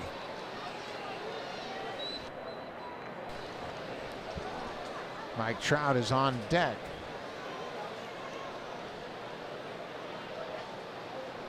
Trout is 0 for 1 with a walk. He scored a run. Ground ball to short.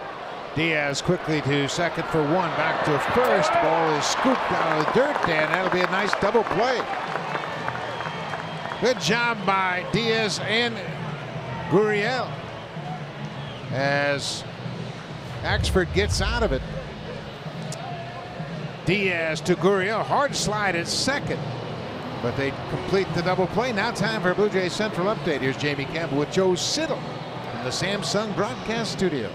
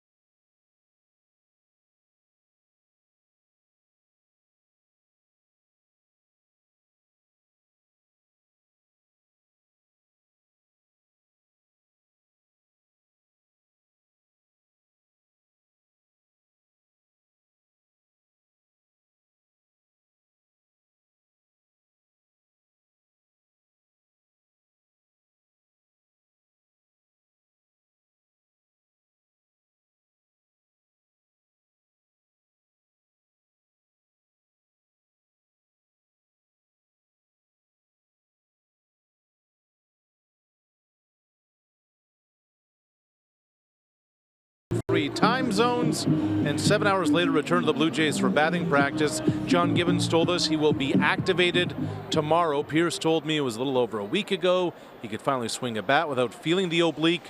We're thinking about the oblique, so all systems go, and the challenge for Pierce is to pick up where he left off, because in early May he had been producing, Buck. Yeah, it'll be a welcome return to the active roster for Steve Pierce, and they need his right-handed bat for sure. They've had their problems with left-handed pitchers this season. That's a surprise. They snapped a streak. What was it? 12 or 11 straight losses. I think it was 11 straight losses to left-handed starters. So yeah, they could use his bat, use his power. He's had some good numbers in his career versus left-handed pitching.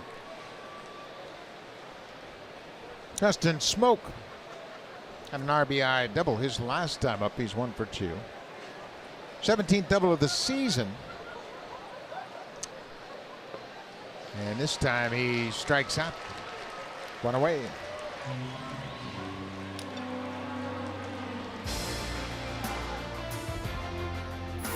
The diverse Civic family, our most powerful lineup yet. Honda, proud fan since 1977 and the official vehicle of the Toronto Blue Jays. Beautiful ballpark here in Anaheim. Angel Stadium has gone through a couple of different renovations. They enclosed it for the Rams for a while, then they opened it back up, and now it's as beautiful as ever.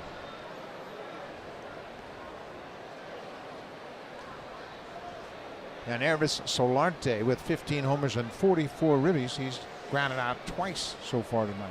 Swinging early in the count, and he was taken all away on that first one. I bet you he's ready to swing it now. Nope, taken again.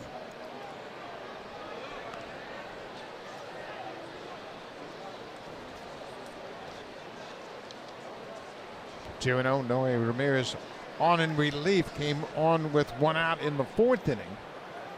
And struck out Gurriel and got Hernandez to pop out to end the inning. Swinging a drive deep to center field. Hermosillo backing up right in front of the warning track and hauls it in. Solarte hit it hard.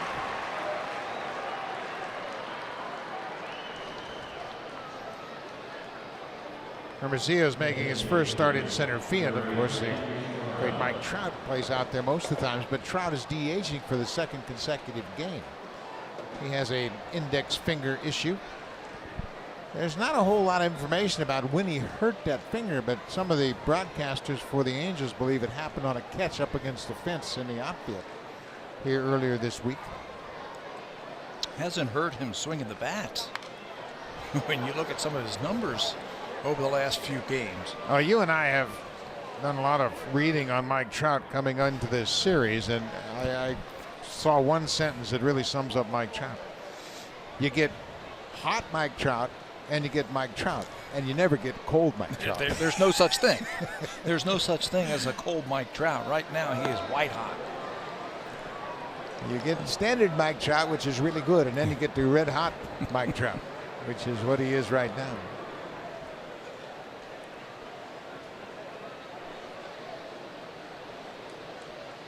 Ball and a strike to Morales. Breaking ball. 1 and 2 now. Kendrick doubled and scored in the 2nd. He scored on a Ledmus Diaz 2-out double.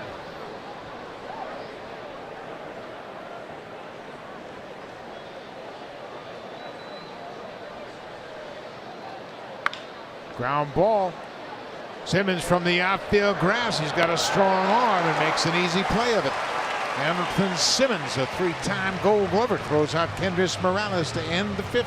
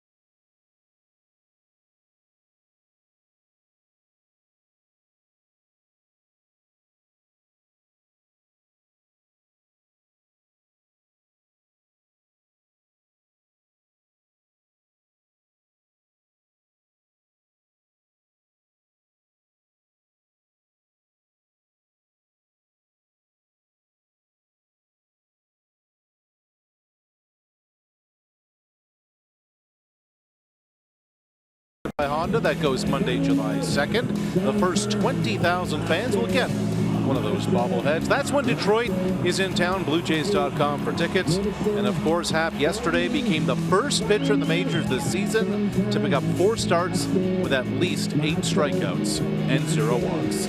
Buck?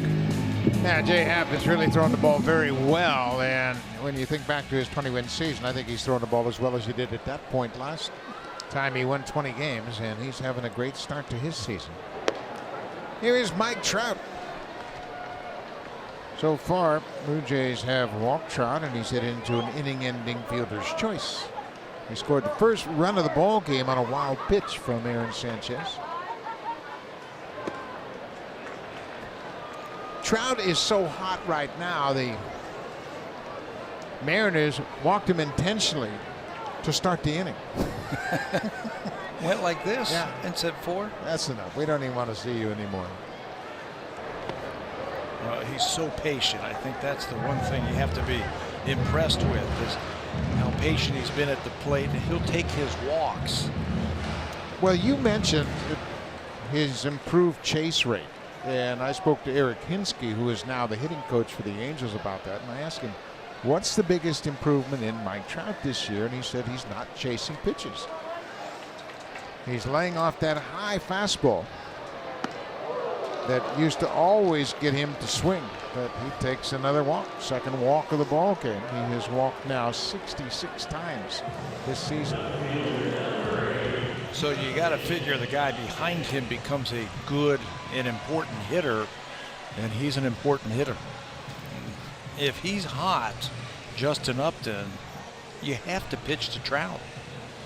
You have to, because now he's over first base. He can steal second. You got an RBI man in Upton, and then Pujols coming up behind him. Yeah, this is a very good lineup, and it's a little bit surprising that they don't have a better record than they do. But then you look at the disabled list, and that explains everything. Axford jumps ahead with a good pitch, strike.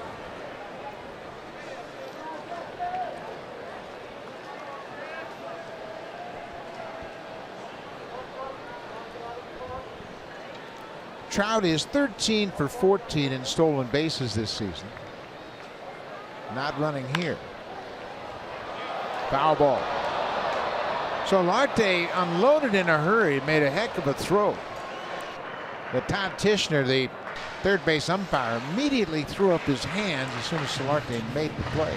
Yeah, that's his call over there, and he called foul ball, but what a play by Solarte. He would have had Upton over at first base. He tracks it, and he knows he's got to get rid of it. Gets it over there quickly in plenty of time, but it's a foul ball. He's done a good job over at third base. It's his best position in my mind. He's made 39 starts at third base now and has committed just 1 error. And that was early in the season.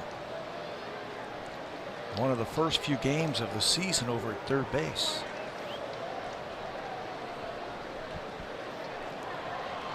He's been a very pleasant surprise in my mind. And he leads Blue Jays in home runs and RBIs.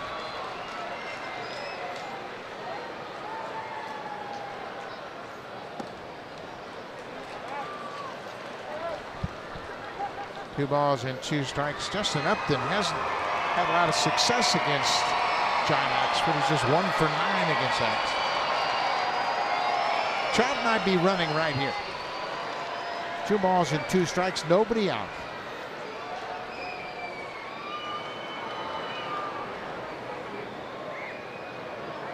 Axford held the ball and really froze Trout. If he did have thoughts of running, Axford did a good job of just freezing him, holding the ball. Yeah, you start wondering, okay, when's he going to throw? When's he going to go home? And you just relax for a second. You see Trout's got that pad on that left hand. Remember, he slid into one of the bases and tore up his thumb last year after he got off to a great start. A little protection if he's going. He got some protection on that left hand.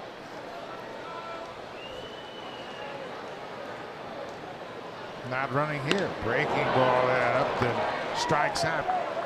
Axton saved that curveball for the pitch of decision and strikes out Upton. He is now 1 for 10 against John Axford. Hitters know their numbers against certain pitches, and that's a best time to use that curveball. Axe has a good one. It's a good curveball when he throws it for strikes, and he threw it at the best time, and he threw it in a great location. Here's another guy that has struggled against Axford. Albert Pujols, as good as he is 0 for 12 against Axford. 1 out with Trout at first. Isn't it interesting? A great hitter like Albert Pujols, you'd figure sooner or later he's going to get a hit off Axford. He's got 12 at bats against him. But there are certain things about facing a particular pitcher. Maybe he doesn't see the ball out of his hand. Axford's got great movement. Just 12 at bats. He might be throwing good pitches to him. Bearing down just a little bit more because he knows he's in tough against a great hitter. Tough pitch right there. You know, in our conversation with Pujols before the game, we asked him specifically how things have changed as a hitter since 2001 when he was a rookie with the Cardinals. He talked about velocity more than anything. Yeah, he says there's so many pitchers now that come in and throw hard. You know, back in the day when he first started in 2001, you might have a couple coming out of the bullpen. He said now everybody coming out of the pen is throwing 95 plus. Pujols takes a called strike 3. Back-to-back strikeouts for Axford after a leadoff walk to Trout. Well, talking about not seeing the ball, he didn't see that one. Threw it right by him. Just couldn't pull the trigger. He got locked up, and Pujols strikes out looking against Axford. Maybe he was thinking of that curveball that he threw to Upton. Good for point. Strike 3. Crossed him up and blazed the fastball by him. Luis Valbuena.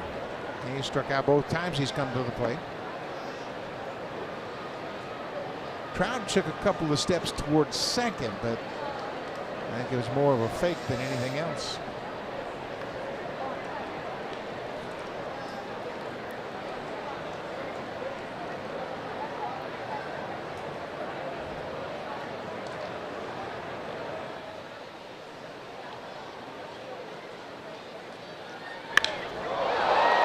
Deep drive to left field. Pilar is on the run at the track, and that is gone. Luis Valbuena. It's the second home run Axford has surrendered here tonight. His 7th of the season, a 2-run home run to the opposite field and left side. And again, the home runs haven't been a problem for John Axford until tonight. You mentioned the 2 that Baltimore hit off of him on June the 7th. You have to go all the way back then to May the 17th, the last time he gave up a home run. For Valbuena, that's his 112th career home run. His 7th home run of the season. And he put a charge into that one to the opposite field. Anderson Simmons fouls it straight back.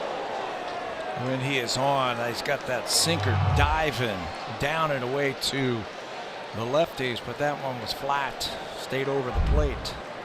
You mentioned Valbuena. Valbuena had a 25 home run season a few years ago. Here's Danny Barnes. He's got plenty of power.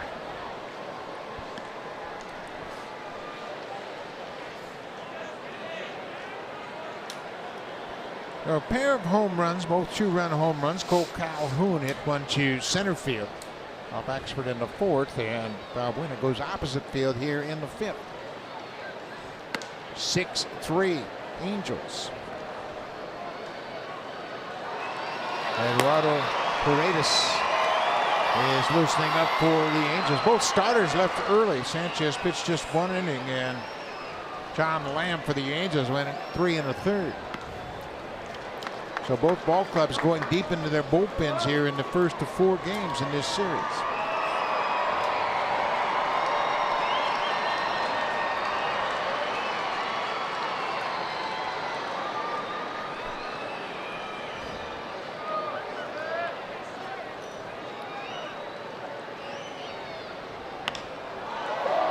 ball. Shallow left field. Hernandez coming in, and that'll end the inning. But the Angels add to their lead a 2-run home run off the bat of Luis Valbuena. Los Angeles leads at 6-3 as we head to the 6th.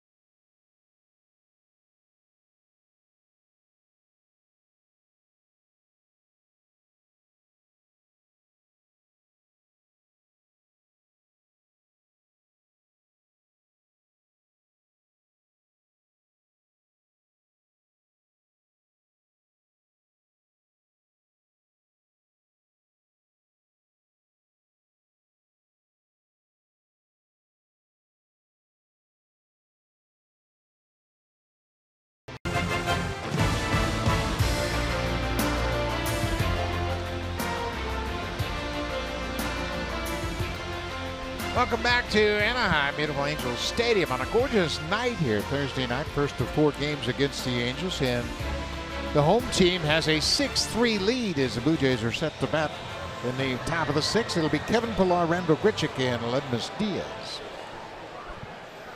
No Way Ramirez has done a good job since he has come in, picking up John Lamb. He's faced 5 batters. He's recorded 5 outs. Their bullpen has been a big concern for the Angels, but so far tonight it has not been an issue. Kevin Pillar is 0 for 2.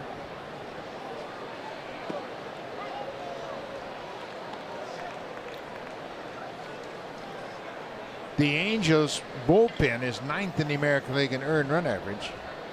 They've given up 37 home runs. That's a tie for 13th in the American League. I think their biggest problem is the walks. They've been walking way too many people coming out of that bullpen. Averaging almost 4 walks per 9 innings. That's too many extra opportunities for the opposing teams. Pillar reaches out and fouls it back to the screen. We talk about the injuries and how there are 4 starters on the DL for the Angels, but you see the problems they have had. The team ERA overall 5.68. Starters is 5.5. The bullpen's almost 6 as Ramirez strikes out Pillar. He's retired every one he's faced so far tonight. 3 of them now by strikeouts, and that's that old equalizer that he has, that sweeping slider that's going to be tough on these right-handed batters. He struck out Gurriel, excuse me, Buck. He's a right-handed batter. And now Pillar. Randall Grichuk in his last at bat leading off the 4th goes opposite field. A leadoff home run. That gave the Blue Jays a 3-2 lead at the time. Boy, he's a totally different hitter. We saw Grichuk before the DL. He was hitting 106 in 21 games. And since his return, he came into this ball game hitting 321. In 16 games since he's come off the DL. And he's 1 for 2 tonight. It was almost like a reset, wasn't it? When he went on the disabled list, that you can just reset, start your season over again from scratch, at least in your mind, and he's really taken off. You know, that will happen from time to time, and I can speak as a former manager how you sense that there are times when ball players just need a break, just need to get away from it to clear their mind. and just have to allow them an opportunity to take a deep breath and regroup. And the injury was a knee injury as he goes down swinging this time. 2 away.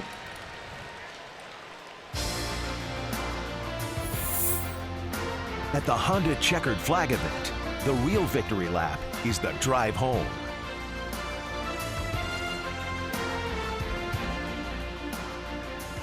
They did a great job when they redesigned Angels Stadium here in Anaheim. It was originally an open stadium all the way around. There were no seats in right field and just bleacher seats in left field when I first came here in 1969. But then they enclosed it to attract the LA Rams in the NFL. Then the Rams went to St. Louis and they blew it up and started over again. And you could see for literally miles from the ballpark. There was nothing around here. There's a big A that's out by the freeway beyond the right field stands that used to be in dead center.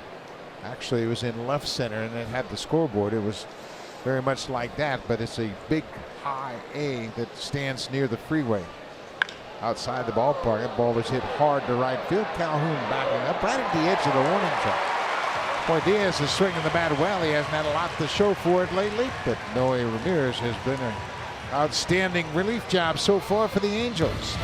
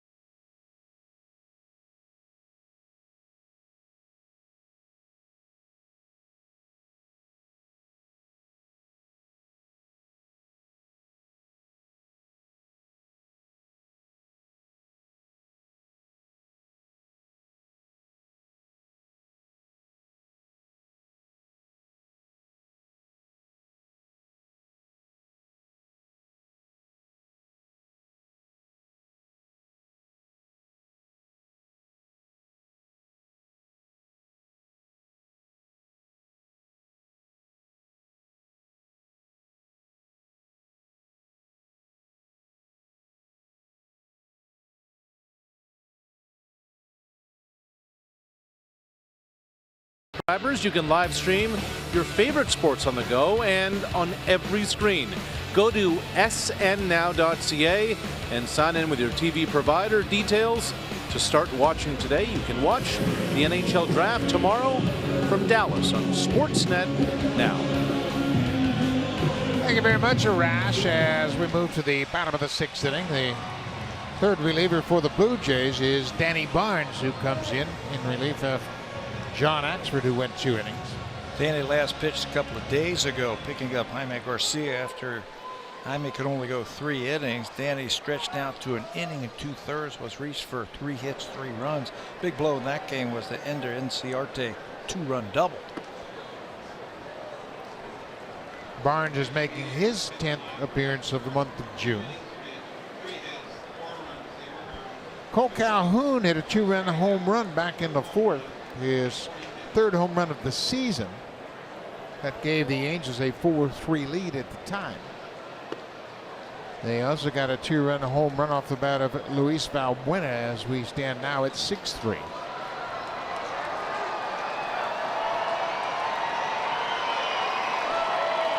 The hit off Axford, his first hit of the season. He's now 1 for 12 against the Blue Jays.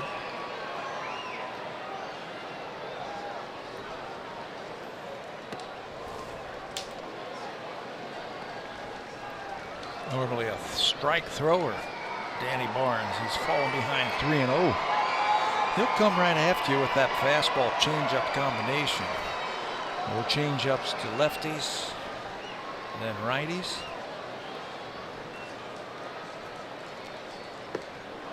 Off the plate inside as Calhoun will take the leadoff walk. Aaron Sanchez was the starter for the Blue Jays tonight. He left after 1 inning with an injury to his index finger on his pitching hand. He threw 25 pitches. He was charged with 2 earned runs on 2 hits, walked the batter and had a strikeout, but you could see early on that he wasn't right. Something was going on. Yeah, 25 pitches, and we're going off of his last start. I thought he was sensational in that last start versus Washington. Blue Jays had won each of his last 3 starts. Aaron overall 1-0 with a .295 earned run average over those 3 starts. So tonight was a big surprise. Martin Maldonado, perfect start to his night. He has singled and walked.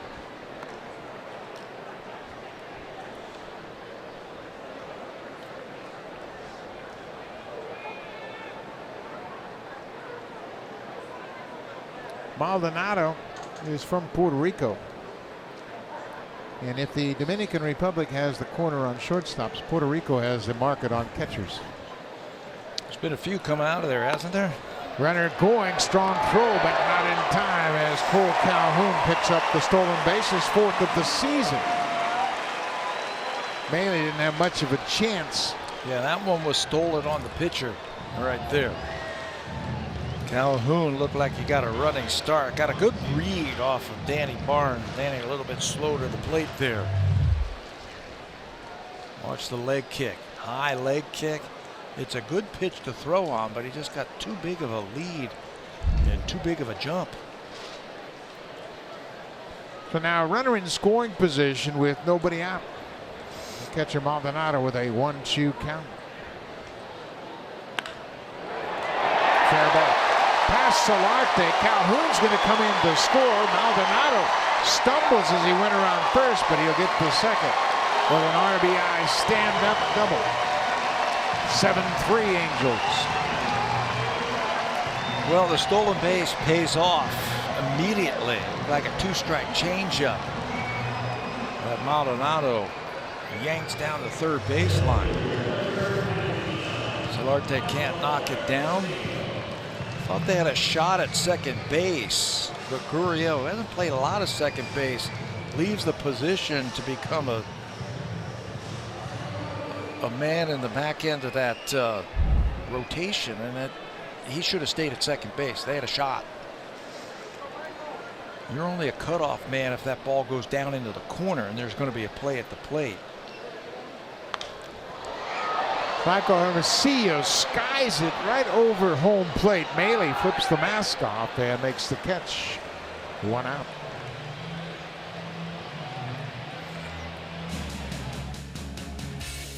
Check out the Beauty Tone Paint event on now through July 3rd, only at Home Hardware. Here's how.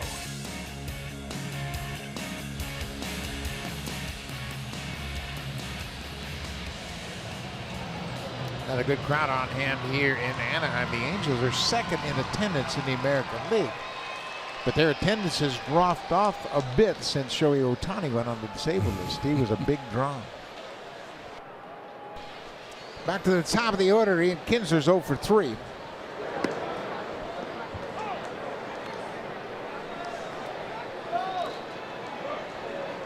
Kinsler has grounded out, struck out, and hit into a double play.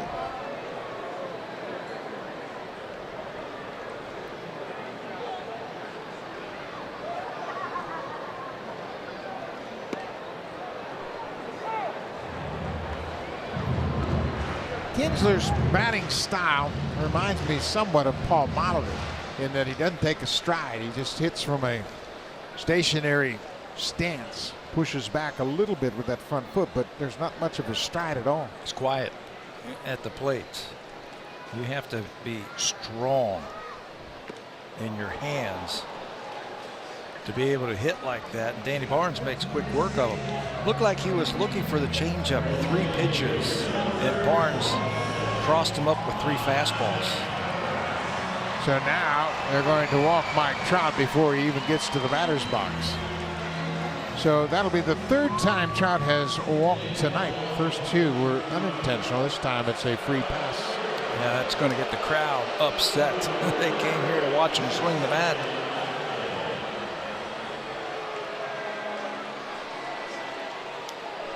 So Trout now with 3 walks tonight. His walk total up to 67, excuse me. 67 walks, and now the pressure is back onto Justin Upton, who doesn't mind it at all. He's got 43 ribbies this season. He had a double in the first. And that's why, I mean, he becomes a very important hitter in this lineup. If you're not going to pitch to Mike Trout, there's the walk total, most in Major League Baseball. If you're not going to pitch to him, you're going to put him on first base. You better have a run producer hitting behind him.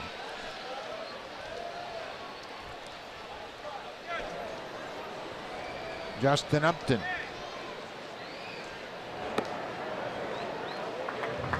Upton is 1 for 3. Doubled and scored in the first. The Angels have won 7 of their last 9 home games.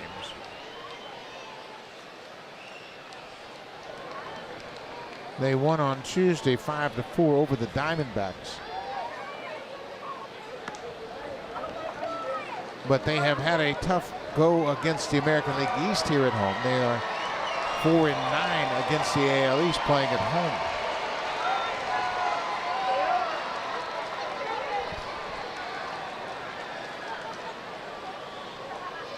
Upton with the count in his favor.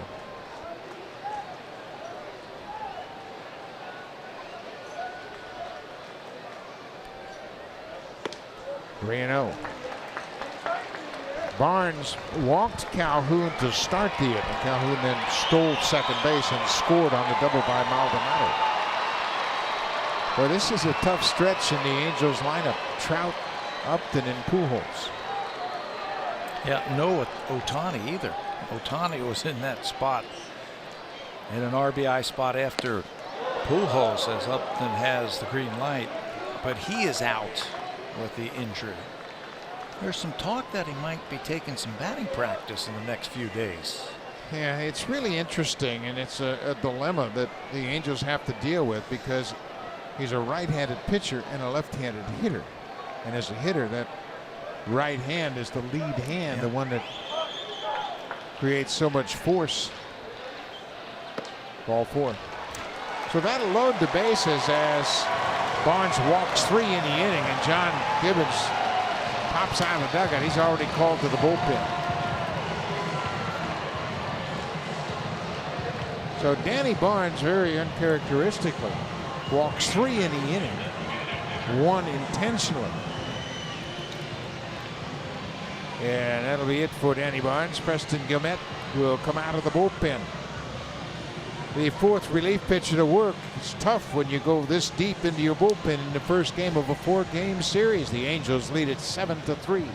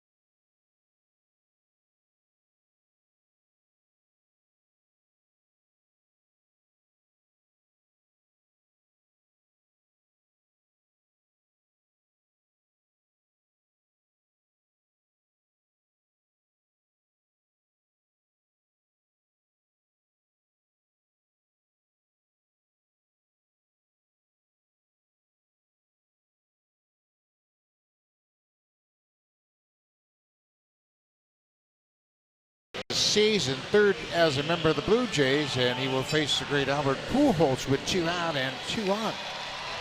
Actually, bases are loaded. Yeah, the good news is you're in the game. The bad news is the bases are loaded and you're facing a future Hall of Famer in Albert Pujols. Look at these numbers in the all-time ranks. All-time ranks. And he's not done yet. Extra base hits, RBIs. He picked up an RBI today. In fact, he just passed Stan Musial for sole possession of 6th place in RBIs.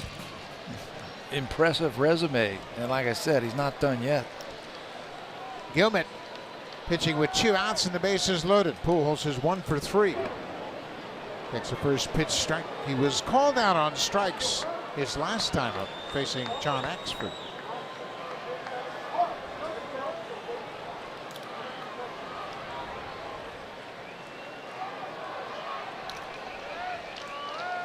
"7-3 Angels as they bat in the bottom of the 6th inning. Inside, you mentioned Pujols passing the great Stan Musial. Of course, Musial and Pujols, iconic players for the Cardinals. And after that RBI, he took his jersey and his bat and sent it to the Musial family.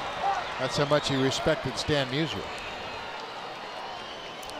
Some of the names that he is associated with, when you start putting his numbers up against everybody else's in baseball, it's unbelievable.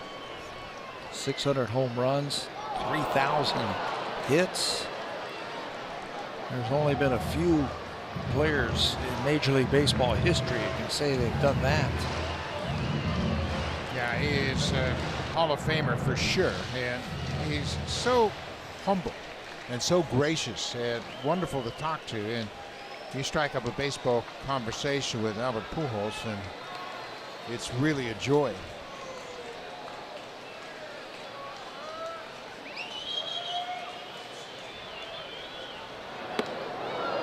Two and two now.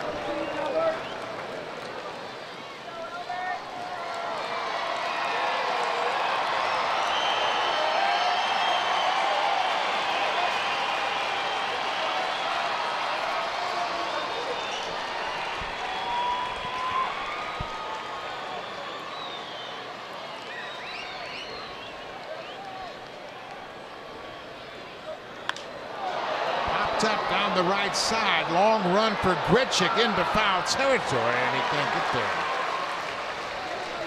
So everybody was moving on the pitch, and had that ball been fair and dropped, a whole bunch of Angels were going to score. Yeah, that ball lands in fair territory with the speed that they have on the bases. That might have been a 3-run single. You mentioned 3,000 hits and 600 home runs. There have only been 4 players to do that: Hank Aaron, Willie Mays, and Alex Rodriguez, along with Pujols. And he's the 4th. A good hitter and a good hitter with power. Rips that one foul. You know, we talked to Albert and we asked him about some of the adjustments that he's had to make. He says, you know, because of my leg injuries, I haven't been able to utilize my lower half as I did earlier in my career. But he talked about not changing anything in his mental approach, still trusting his hands to lead with the knob of that bat. But he said, I just don't have the strength in my legs to drive with my legs as I did earlier in his career. Right back to Gilman, and Pujols will bounce out. Gilman comes in and strands the bases loaded. But the Angels will take a 7-3 lead into the 7th inning.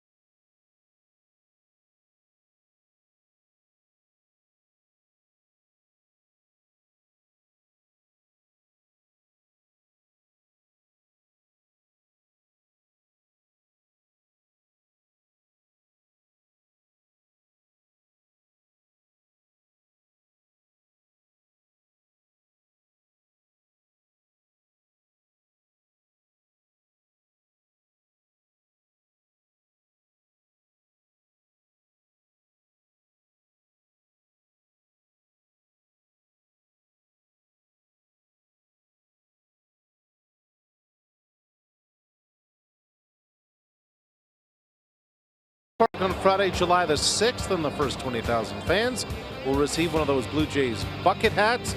You can join in the WestJet flight deck for live music and entertainment when the Yankees come to town for that bucket hat giveaway. Well, the Yankees, there's just no stopping the Yankees right now. They won 4-3 over Seattle to sweep that series against the Mariners. And how about Luis Severino? He's 11-2 with a .224 earned run average, and the Yankees just keep hitting home runs. Judge hit his 19th, and Duhar hit his 10th. And the Yankees are on pace to set an all-time home run record. Yeah, the team that has the record, Seattle Mariners, they're ahead of that pace. The Mariners, I think they had 260 some odd home runs for the major league record. Eduardo Paredes into the ball game. Noe Ramirez retired every Blue Jay he faced. 8 up, 8 down. And now Paredes. Paredes fastball, slider, changeup. He's got a decent idea in controlling the strike zone. He's only walked 5 batters this season.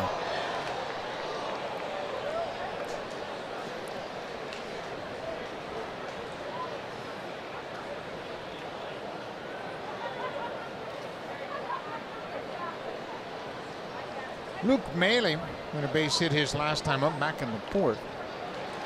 And foul tip held on to by Maldonado. The strikeout. Maile strikes out for a second time tonight. First out in the top half of the 7th. Paredes will pick up the strikeout. You know, you talk about the shuttle being up and down with the team. This is his 7th stint with the Angels this year, up and down trying to fill the void of some of these injuries. Brian Trepera was on that shuttle a couple of years ago for the Blue Jays, back and forth, and with all of the moves, if you have options left, you're going to go up and down until you run out of those 3 years of options. You're the guy most likely to go.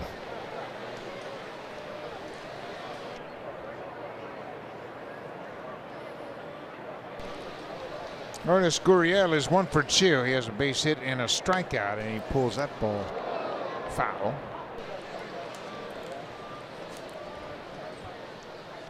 Gurriel last played in the big leagues with the Blue Jays on the 11th of May. His average got up to .267. That was the highest batting average he had as a member of the Blue Jays. That was on the 30th of April. And then in his final 11 games with the Jays, he had just 158. And at that point, John Gibbons said, you know what, it looks like he's a little bit overwhelmed right now. Let's give him a chance to regroup a bit. He started swinging at everything. They started throwing him more breaking balls. He looked a little bit uncomfortable at the plate. Then he started expanding his strike zone too much. And it looked like he was starting to chase the ball around the strike zone instead of having a plan up at the plate. Looked like the game might have gotten a little bit too quick for him. So you send him back down, you let him regroup, you let him get hot a little bit. I think he's going to be a good major league hitter. He does a lot of things correct at the plate.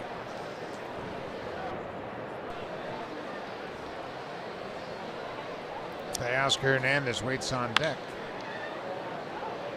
We have seen Gurriel hit the ball to the right side, take pitches away, stay on him. And then, as you mentioned, at the end of his run with the Blue Jays early in May, he started to chase a little bit. Getting a little bit too anxious, trying to force your way out of a slump instead of just letting it come to you.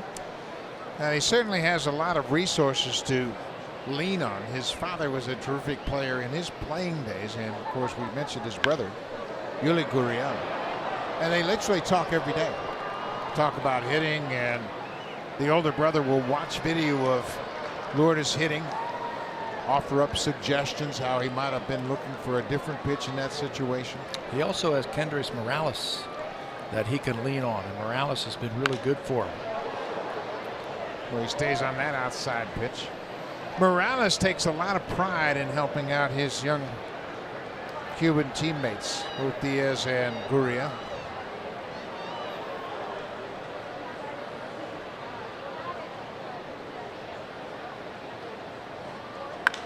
Swinging a drive deep to left field. Get up, ball. Get up, get out of here, and down.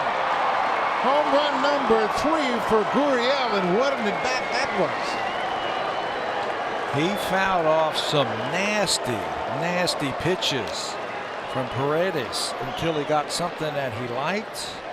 I'm telling you, there is some hidden power in that swing, and once he gets acclimated to the big leagues, he's going to hit a lot more home runs like he just hit.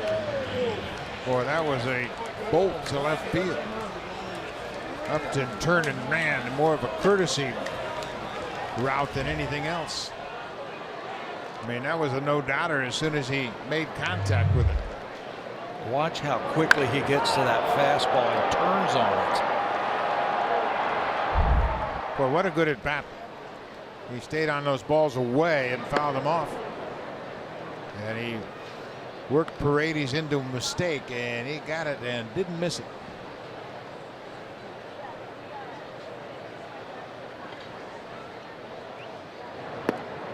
The Gurriels will have a nice conversation tonight. From here we go to Houston, and if he keeps hitting like that, he's going to stay with the ball club, and he'll get a chance to play against his brother. I can't wait to see that. Yeah, I spoke to his brother Yuli at the World Series last year and asked him about his younger brother. He said, Lourdes is a better hitter than I am. Yeah, that's saying a lot. That's saying something. I got a lot of respect for Yuli Gurriel as a hitter. I think I'm going to have a lot of respect for that young man right there when it's all said and done.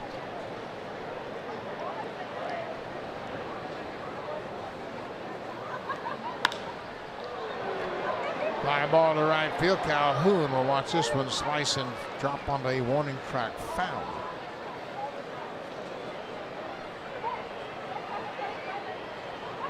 Yuli Gurriel, first baseman of the Astros, is hitting .463 with runners in scoring position, best in the American League.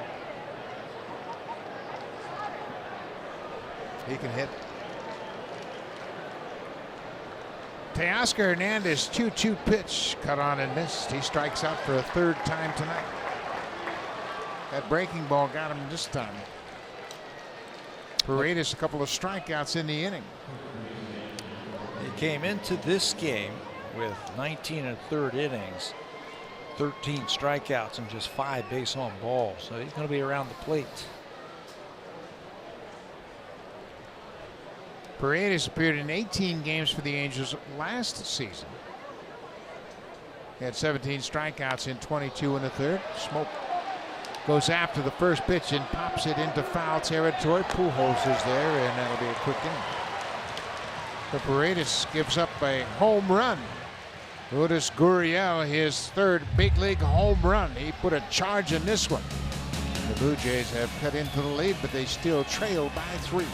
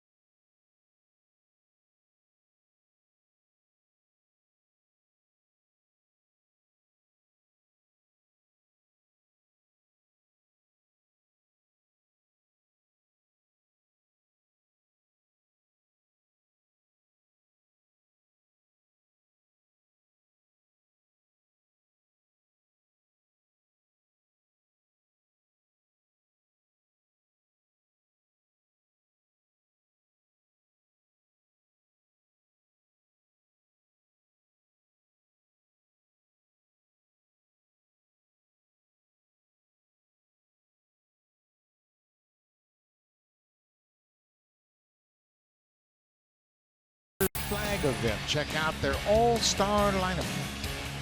Last season, Luis Valbuena, in just 347 at-bats, hit 22 home runs for Los Angeles Angels. This is a big one here off of John Axford. Valbuena with that one gave them a 6-3 lead. That's his 7th home run this season. 2 big RBIs in tonight's drive of the game. Axford surrendered a pair of 2-run home runs. That one to Valbuena, and now one inning earlier to Cole Calhoun.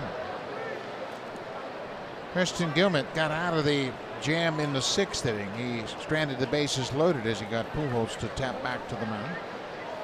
So it's Valbuena, Simmons, and Calhoun for the Angels in the 7th. Pulled foul into the seats.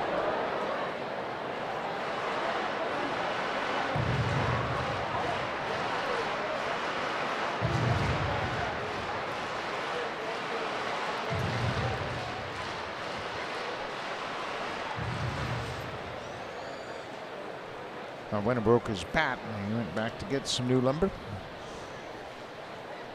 Gilmet made 2 appearances for the Cardinals earlier this season. Last year, he spent his season in Japan.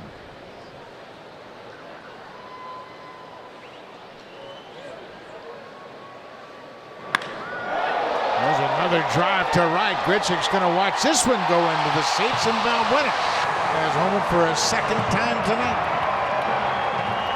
He got off to a rough start, struck out in his first 2 plate appearances, and then has homered in his next 2.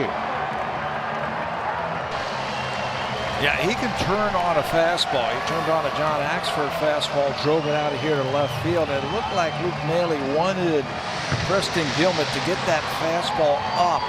And by up, I mean up over the strike zone, right around the letters. And he missed his spots.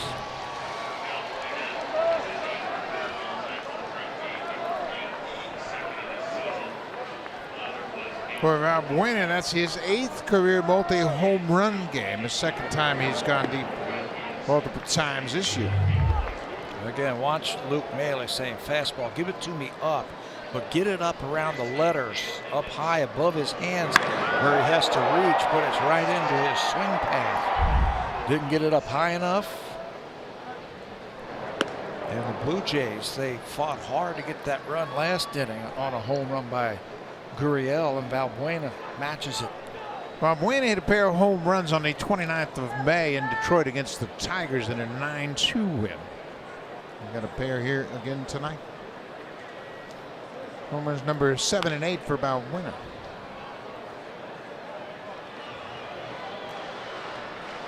Andrelton Simmons may have had the most impactful hit of the night. He had a leadoff bunt single in the 4th inning. Set up a 2-run home run by Cole Calhoun. Simmons scored the 3rd run. That tied it up, and the home run by Calhoun gave the Angels the 4-3 lead. And they haven't trailed since. I'm with you. It was the first batter that John Axford faced when he came in. Joe Biagini had retired the last 5 batters that he had faced. And it looks like they were shutting down the offense. First batter he faced, he dropped the bunt. He went into the stretch, and the next batter hit a 2-run homer. This is popped up. It's playable in foul territory. So Solarte, the 3rd baseman, calls for it. And Simmons pops out. But you know what? Simmons just having the awareness. New pitcher into the game. Let me get on base. He drops down a perfect bunt. And he's been struggling since he's come off the disabled list. He hasn't really swung the bat all that well, but boy, what a heads-up play that was. So now Cole Calhoun. He homered in the 4th, walked and scored in the 6th.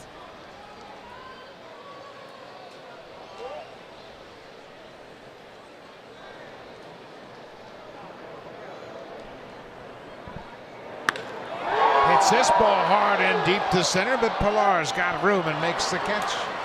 Calhoun looks like a different hitter than we saw him when he was in Toronto earlier in the season. hit a couple of balls hard to center and left center. I've always felt that he's at his best when he's driving that ball the other way.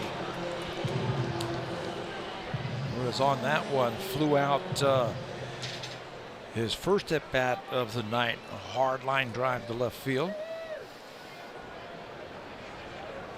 Martin Maldonado's had a perfect night at the plate, couple of hits and a walk. Picked up an RBI double his last at bat in the 6th. His 11th double of the season. He's now driven in 22.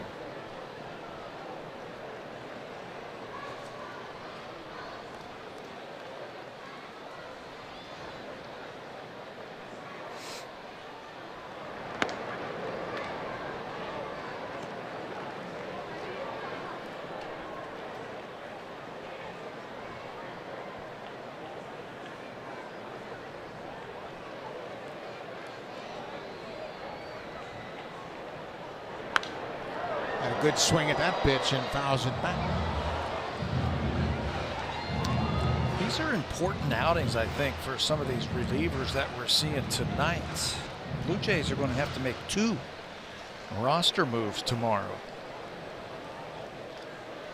Steve Pearce is going to come off the disabled list. That's what we heard. And Sam Gaviglio's eligible to come back from the paternity list. Maldonado called out on strikes, but the Angels add to their lead. Luis Valbuena with his second home run of the ball game. The Angels have an 8-4 lead as we head to the 8th.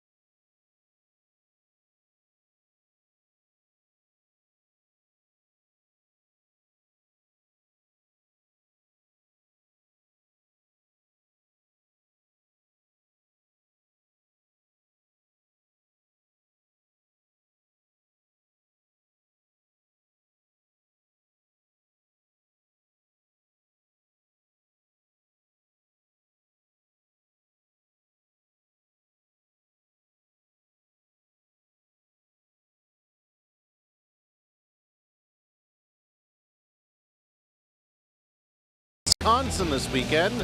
It's the Kohler Grand Prix, Sunday on Sportsnet 360, 12:30 Eastern, 9:30 Pacific. Sportsnet 360 and Sportsnet Now. Well, they have a lot to talk about in Wisconsin with that race, and there's the Big A we were talking about. That used to be much closer to the ballpark, just beyond the fence in left center. And it had a big scoreboard on it, and it was a wide open outfield. There were no stands in right field. There were no big scoreboard, no big video screens. There's a beautiful ballpark then. Oh, I like coming out here. The sight lines are beautiful. Blue Jays have played really well in the past out here. Tonight they have not. And Elvis Solarte is 0 for 3. A couple of ground outs and a flyout.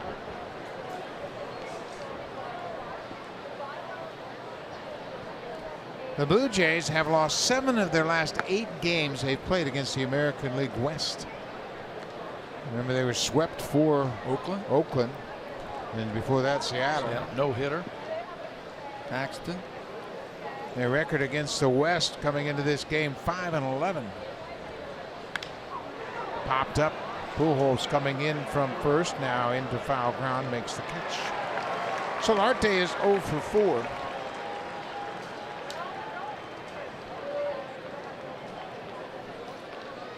Well, so far the Angels bullpen has outpitched the Blue Jays bullpen. Noe Ramirez went 2 2/3 of hitless relief. He had 4 strikeouts, didn't walk a batter, and he kind of calmed things down a little bit and allowed the Angels offense to take the lead. You know, part of managing, it's not just managing the games, you know, when to put, oh boy, there goes another There one. goes another one. Morales has hit one deep out of this ballpark into right. He is swinging it. His second hit of the night. He's 2 for 3 with a pair of extra base hits. Inching closer. It's now 8-5.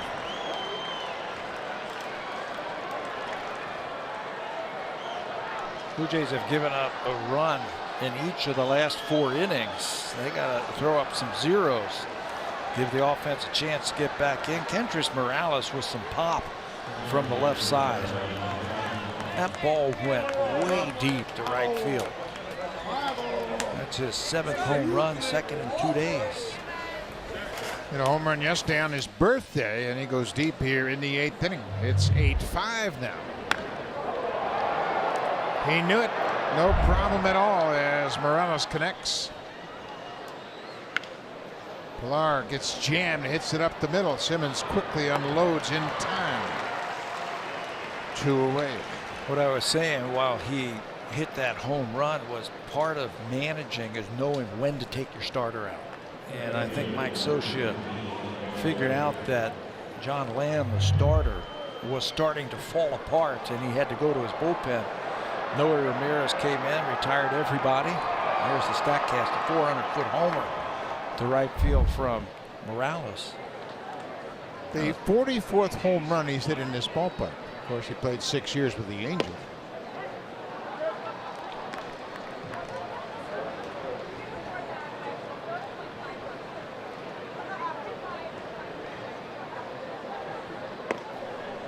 Randall Grichuk has homered tonight. The Blue Jays have hit 3 home runs. Grichuk, Gurriel, and now Morales.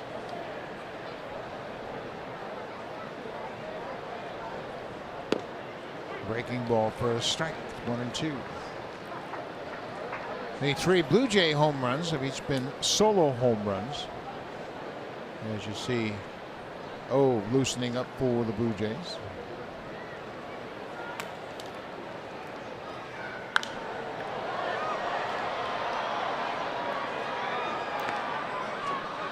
Randall Grichuk 1 for 3.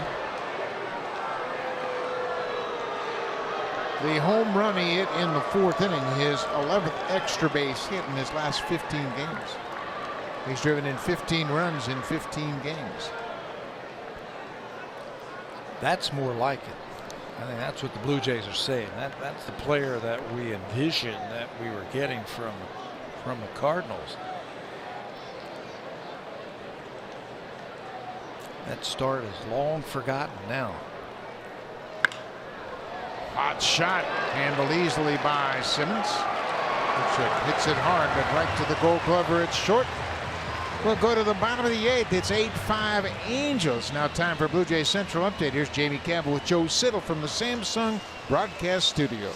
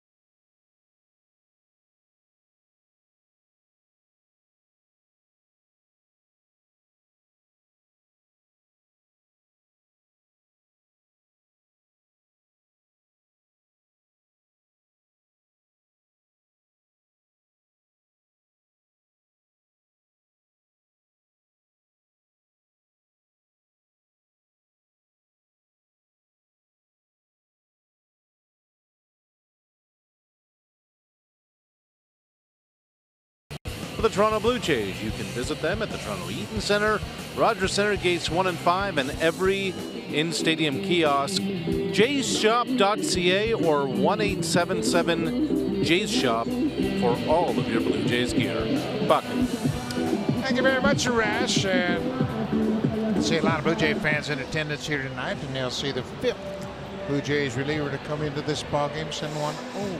Yeah, 8th inning, 6th pitcher for the Blue Jays tonight. San Juan O has been throwing the ball much better of late. He has been unscored upon in his last 6 outings. In fact, he's only given up 4 hits over his last 6 outings. His fastball is a little bit better slider. So he will get an inning tonight. 34th game of the season for O.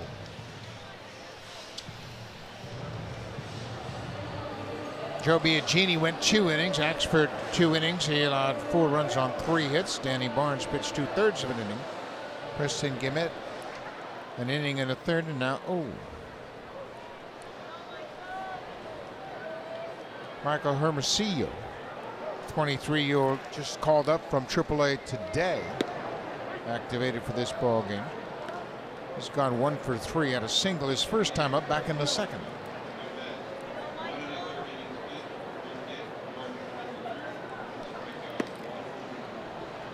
Ball on the strike. Hermosillo was a 28th round draft pick in 2013 by the Angels. He had a scholarship to go to University of Illinois to play football, but he decided he was better off to pursue baseball, and here he is in the big leagues. He had 270 at AAA so far this season. Just called back up. He was with the ball club when they came to Toronto. He was 3 for 21 for the season coming into this game, as you see Justin Anderson loosening up for the Angels.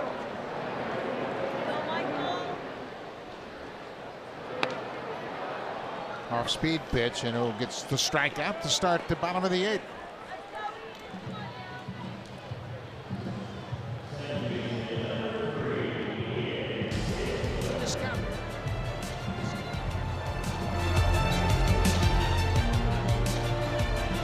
This copyrighted telecast is presented by authority of Rogers Blue Jays Baseball Partnership and may not be reproduced or retransmitted in any form. And the accounts and descriptions of this game may not be disseminated without the express written consent of Rogers Blue Jays Baseball Partnership. 8th inning, Buck Martinez along with Pat Tapper. The Angels have an 8-5 lead. Ian Kinsler has gone 0 for 4 with a couple of strikeouts. Albert Pujols had an RBI single in the first. He's 1 for 4 on the 9th.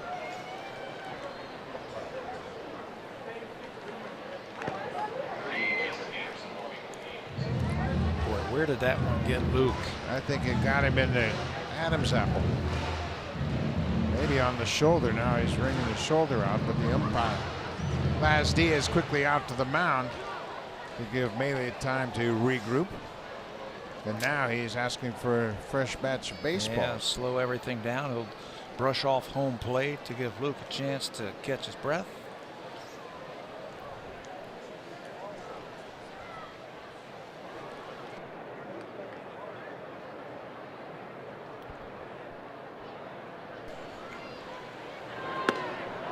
Fastball upstairs.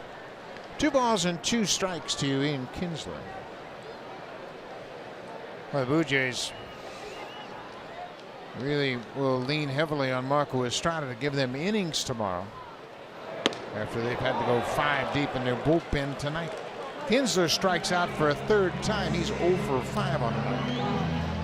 Well, they got a pitch to Mike Trout now. 2 out, nobody on. Tomorrow night it'll be Marco Estrada, and it all starts at 9:30 Eastern Time, 6:30 p.m. Pacific Time. That's the pregame show. Imagine Russell Martin will be back behind the plate tomorrow. Don't know who the Angels are going to throw. It was supposed to be John Lamb, but he was called into duty tonight when Tyler Skaggs had to scratch. Andrew Heaney's going to be moved up. Looks like they're going to bump him up as well. They had an off day on Wednesday, so they have a little flexibility in their rotation. He drops the breaking ball in there to Mike Trout. Trout has reached base all 4 times he's come to play. Reached on the fielder's choice and walked 3 times.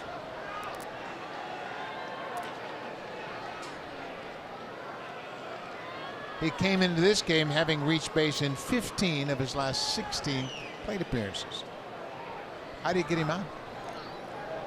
Well, you don't. They haven't. Strikes him out. How about the inning for O? He strikes out the side, including Mike Trout. 3 up, 3 down. We'll go to the 9th. The Blue Jays trail by 3.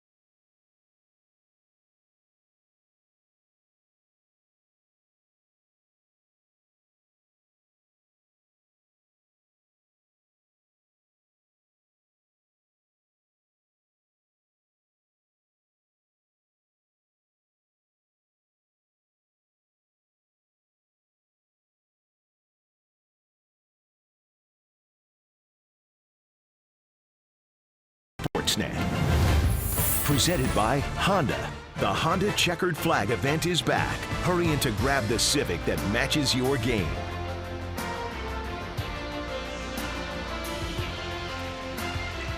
We are close to left field, and we are in the 9th inning here in Angels Stadium. It is 8-5 Angels, and new pitcher into the game is a hard-throwing right-hander, Justin Anderson, 25 years old, making his 26th appearance of the season. Yeah, hard throwing because he's averaging 12 and a half strikeouts per 9 innings. Hard fastball, hard breaking ball. It's 25 innings for Anderson this season with 35 strikeouts. He had his first career win at Toronto. That was that May 23rd game. He worked a scoreless inning versus the Blue Jays, and he gets a pinch hitter. Curtis Granderson will come off the bench and bat for the Blue Jays. Hitting for Ledmus Diaz. Diaz 1 for 3. Actually hit the ball very hard a couple of times. Had an RBI double, Diaz did in the second. And Granderson batting .249 for the season.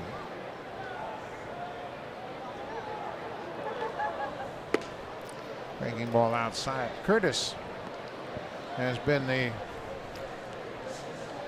most used pinch hitter. He's 3 for 11 as a pinch hitter with a pair of RBIs.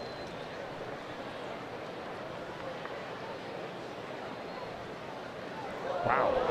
I don't know how he got out of the way of that one.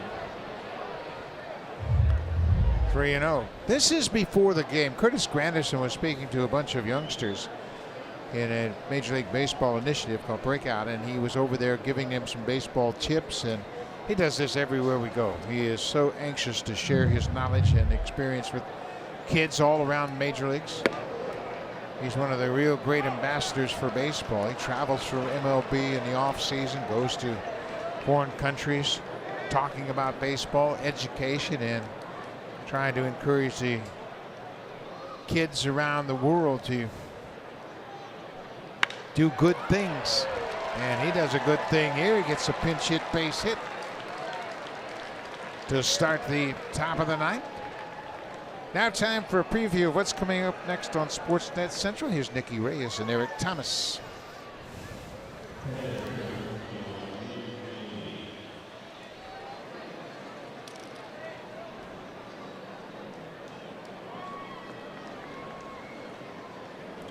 Thank you very much, Nikki. That's all coming up right after this ball game, so stay tuned for that. Granderson with a leadoff single. Luke Maley is 1 for 3. He takes a breaking ball for strike one.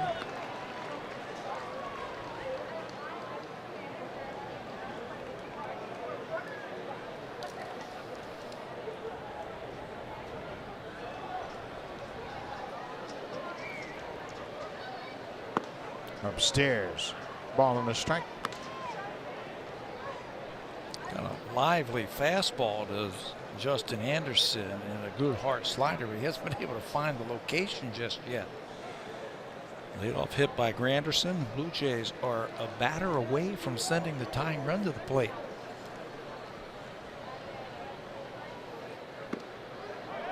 Another strike. It's 1-2 to Maley. You mentioned Anderson picked up the win at Rogers Center on May 23rd. The Blue Jays had the lead going into the 9th inning. The Angels scored 4 runs in the 9th to take a 5-3 lead. The Blue Jays would get a run in the bottom of the 9th, but Anderson picked up his first big league win. That was an Aaron Sanchez start. Aaron went 5 innings of chew hit, no run pitching. He walked 5 in that game. That was the matchup we were supposed to see again tonight. Tyler Skaggs was the opposing pitcher against Sanchez and the Blue Jays on the 23rd of May. 2-2 to Maley. Bouncing ball over the mound. Simmons steps on the bag, goes to first, double play. Anderson Simmons plays shortstop with so much grace. He's fun to watch.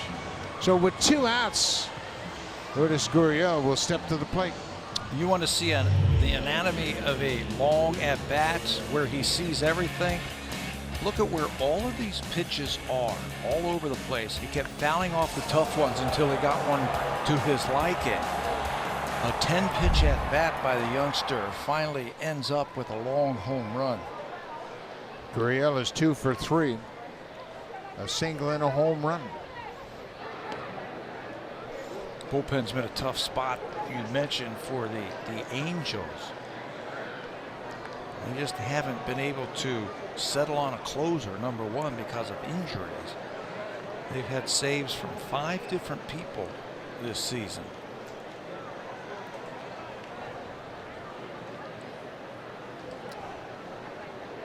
A little uncertainty at the back end of some of these close games. Gurriel. A ball on the strike now.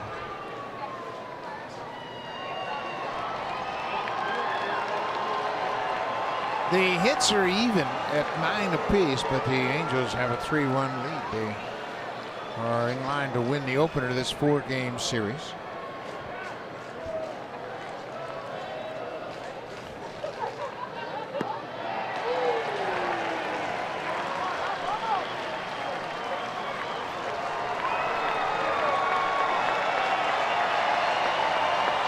Blue Jays are down to their last strike.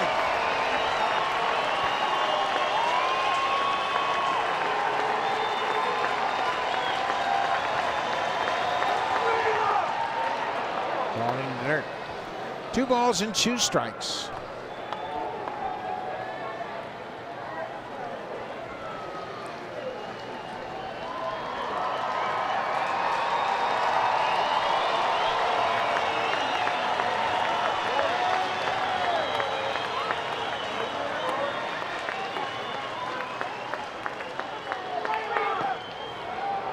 It's a full count. Teoscar Hernandez is on deck. He's gone 0 for 4 with 3 strikeouts.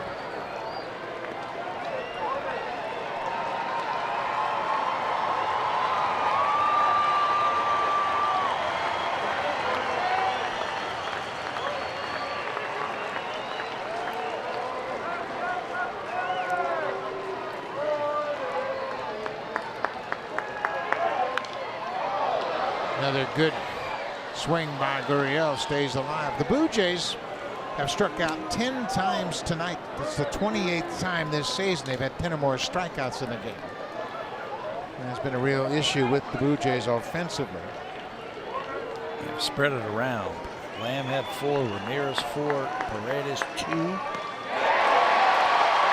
And Anderson gets on the board. Gurriel strikes out for a second time, and the Angels win the opener of this 4-game series. Mike Trout was held quiet tonight, but Luis Valbuena, his 8th multi-home run game of his career, hits home runs number 7 and 8. Cole Calhoun had a 2-run home run as well as the Angels win the opener. Blue Jays scored in 5 of the 9 innings tonight. Unfortunately, each time they scored it was a single run, where the Angels put up 2 runs in the first, the 4th, the 5th, single runs in the 6th and 7th to win game 1. They need Marco Estrada to go deep tomorrow to get back into this series. Estrada's been throwing the ball very well of late. We appreciate you watching tonight. We'll be back tomorrow night for game 2 of this series. Now stay tuned. Here's Sportsnet Central with Nikki and Eric.